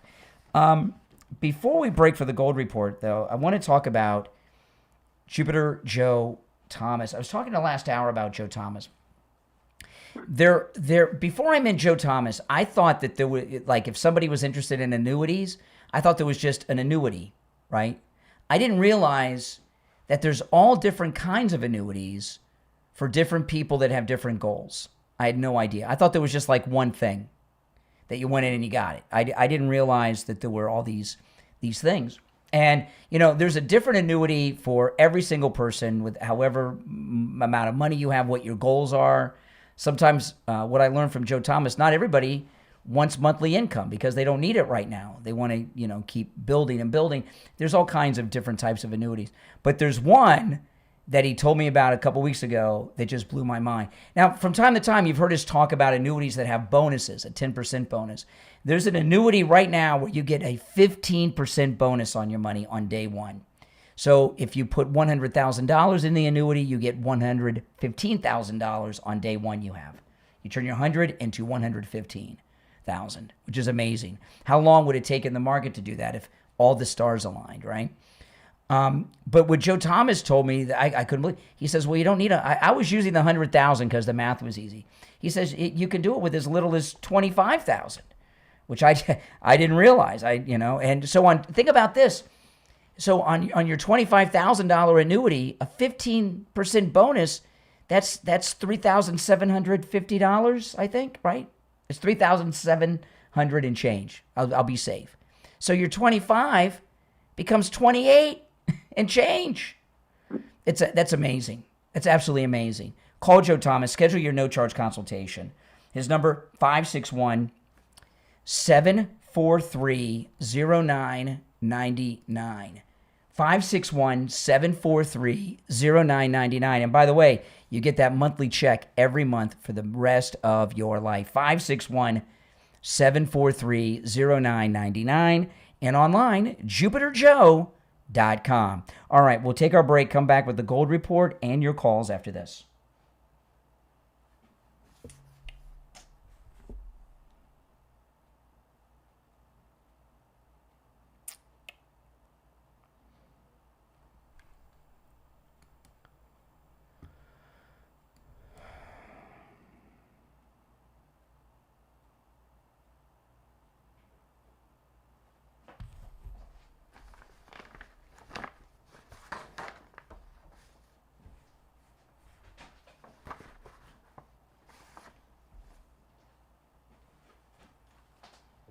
All right, Steve, I'm going to put you on hold while I call William. Okay, hold on. Okay, sure.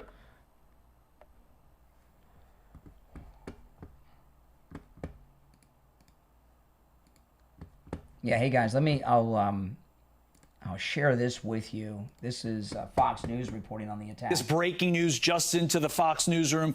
The FBI disrupting this alleged plot targeting the UFC Freedom 250 event at the White House. Officials telling Fox a network of nearly 24 potential plotters were identified, with at least 5 people in custody right now. The suspects allegedly traveled to Fredericksburg, Virginia to make final preparations for the attack. And the alleged plan allegedly included explosive-packed drones hitting buildings near the event, forcing a mass evacuation, and then steering crowds, get this, toward a pre-staged sniper team. A second wave was then planned to storm the White House gate. The FBI first learned of the threat on June 10th and worked with law enforcement across multiple states to stop it. FBI Director Kash Patel saying, quote, "We are built to detect, respond to, and bring to justice those who threaten the lives of American citizens, particularly during large gatherings like the historic UFC 250 fight." That's exactly what we did here. Over 40... Okay. 20 seconds.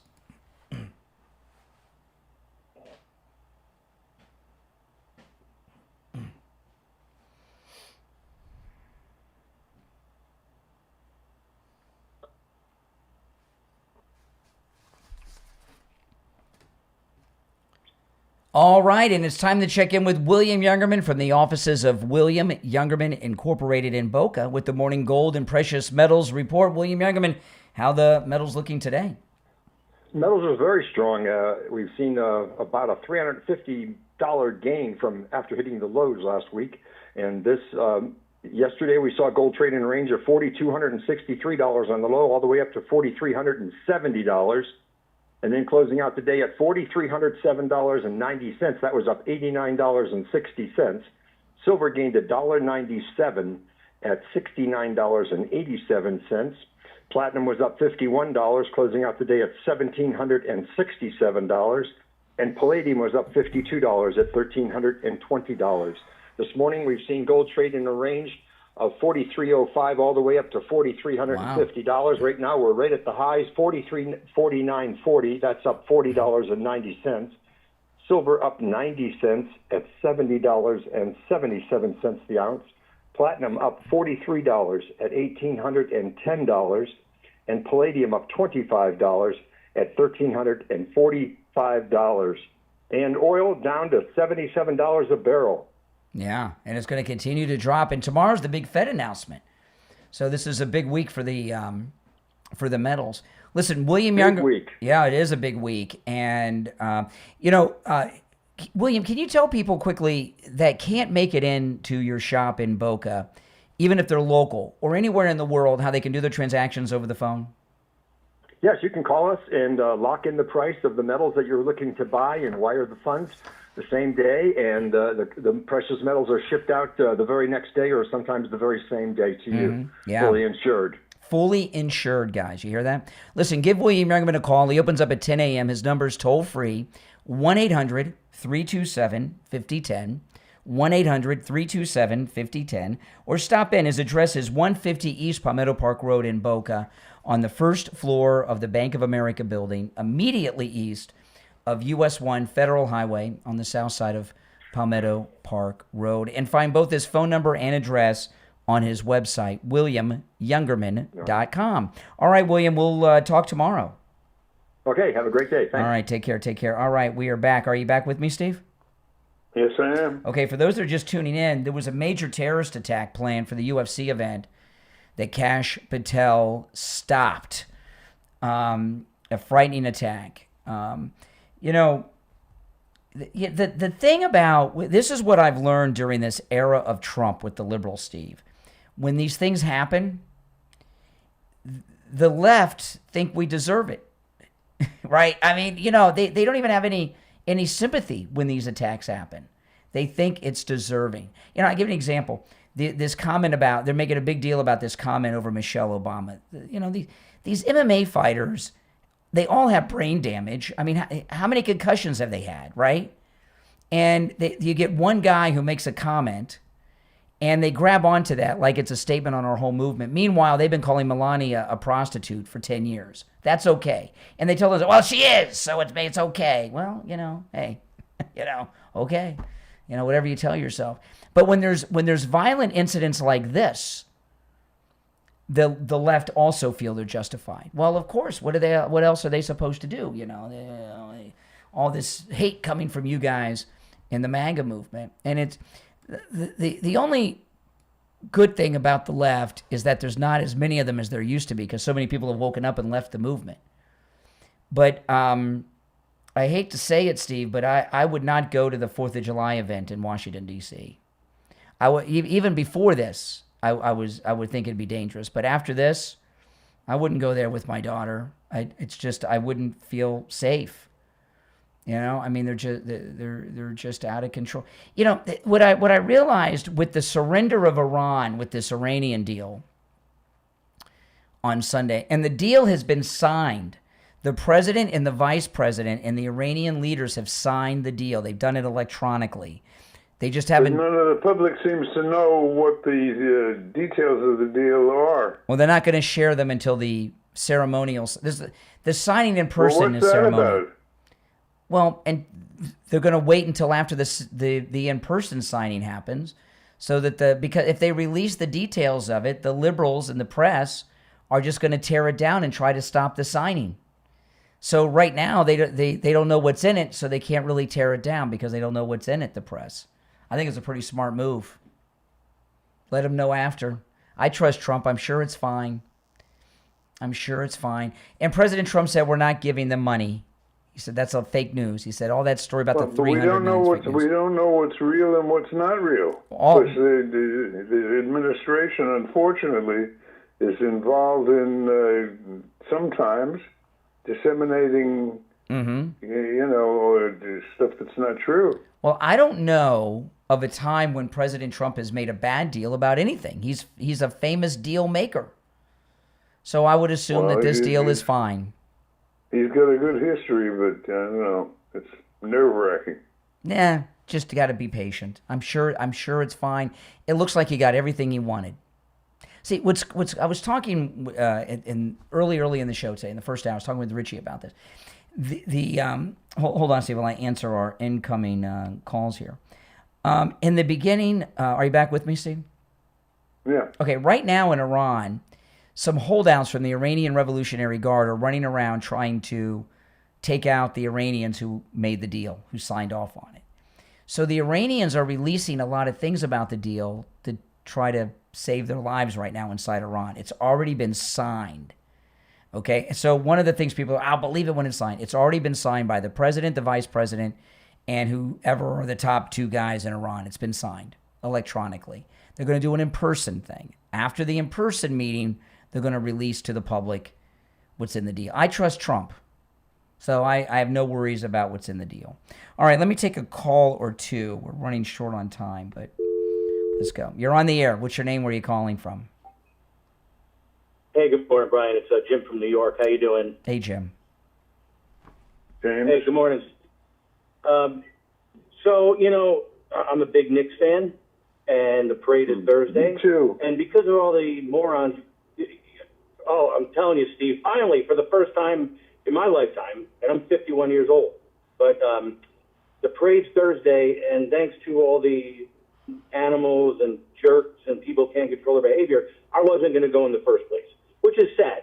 You'd want to go celebrate, the parade with the rest of the fans, and you can't. And now you hear things like this, what they're trying to pull off in Washington, and it reinforces my thoughts that I can't do that. I mean, I agree, and based on what we're hearing out of this UFC event, now again, I'm assuming there's gonna be a press conference later today or something we'll hear, but right now it doesn't sound like Islamic terrorism because they said they're going after capitalists, billionaires, and politicians who took money from AIPAC. That sounds like the Stop Oligarchy tour. That doesn't sound like Islamic terrorism. No, and that's the thing. I agree with you. That's straight out of their playbook, And again, the left cannot control their emotions, and the left are violent. And then they try to pin stuff on us like we're crazy. No, they are nuts.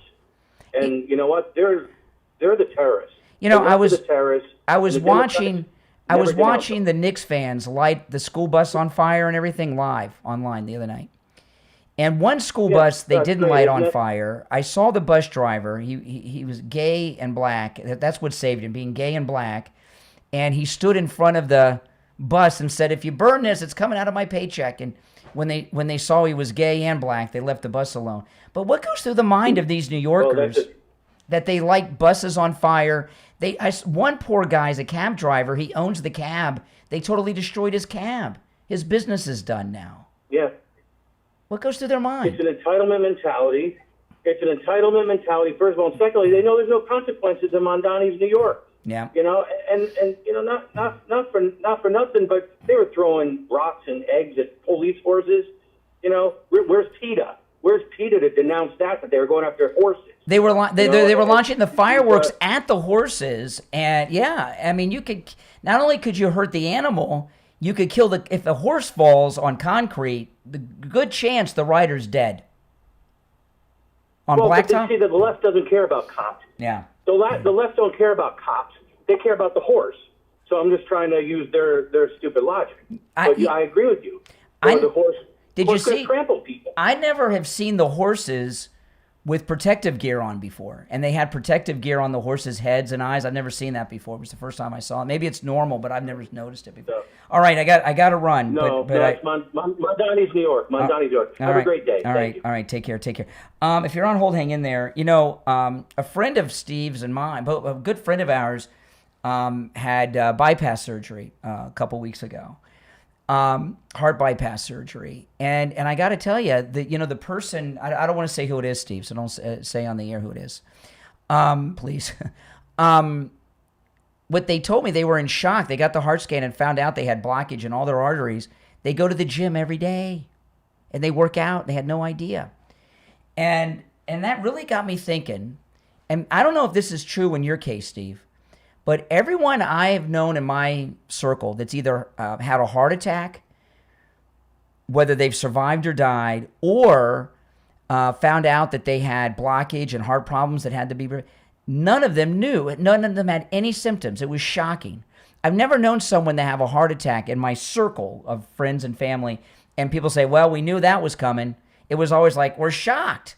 He was only 60. He was only 50. He was only 38. You know, I've never heard someone in my family or circle say, well, we knew it was coming. Never heard that before. And that's where Life Imaging FLA comes in. They have locations in Broward, Dade, and Palm Beach County, and they also have a location in Orlando for those of you that live in the Orlando area. And I know we have listeners in Orlando. Call Life Imaging FLA for your free heart scan, valued at $699 with a few minimum requirements. From your cell phone, call pound 250 and say free heart scan. You'll be connected in seconds. That's pound 250. Just say free heart scan and you'll be connected in seconds. Well, that's all the time we have for today. But if you're on hold, stand by. We'll be back tomorrow morning at 6 a.m. And I'm assuming by then we're going to know a lot more details about who these terrorists were at the UFC fight, Steve. Yeah, there'll be a lot coming out today. Mm-hmm. All right, you're listening to Florida's longest-running radio show, The Steve Kane Show. Steve Kane is here. Now, I don't know. When's the World Cup over, Steve? We got 10 seconds. Oh, we got a whole month ago, practically. Okay, so I don't know if Steve will be back. Steve doesn't usually come on the air during World Cup. We'll find out. See you tomorrow, 6 a.m. All right, I'll talk to you later, Steve. All right, take care. All right, I'm going to go because I'm going to rest my voice because the laryngitis left. I mean, can you believe this? The laryngitis left. I'm in shock. Everyone, before you go, please like the video before you go if you don't mind. Liking the video gets the video recommended to people that have not yet found the channel. So please like the video. Those of you that are new, welcome. And please subscribe, all right? And if my voice holds out, I will be here this afternoon, hopefully with an update on this horrific terror event that Kash Patel stopped from happening. Think about all the lives. Kash Patel is doing all right, isn't he? Mm-hmm. I bet you Bongino is going to be on Fox all day acting like he's on the inside when he choked and quit. You know, now he's going to act like he's all tough guy.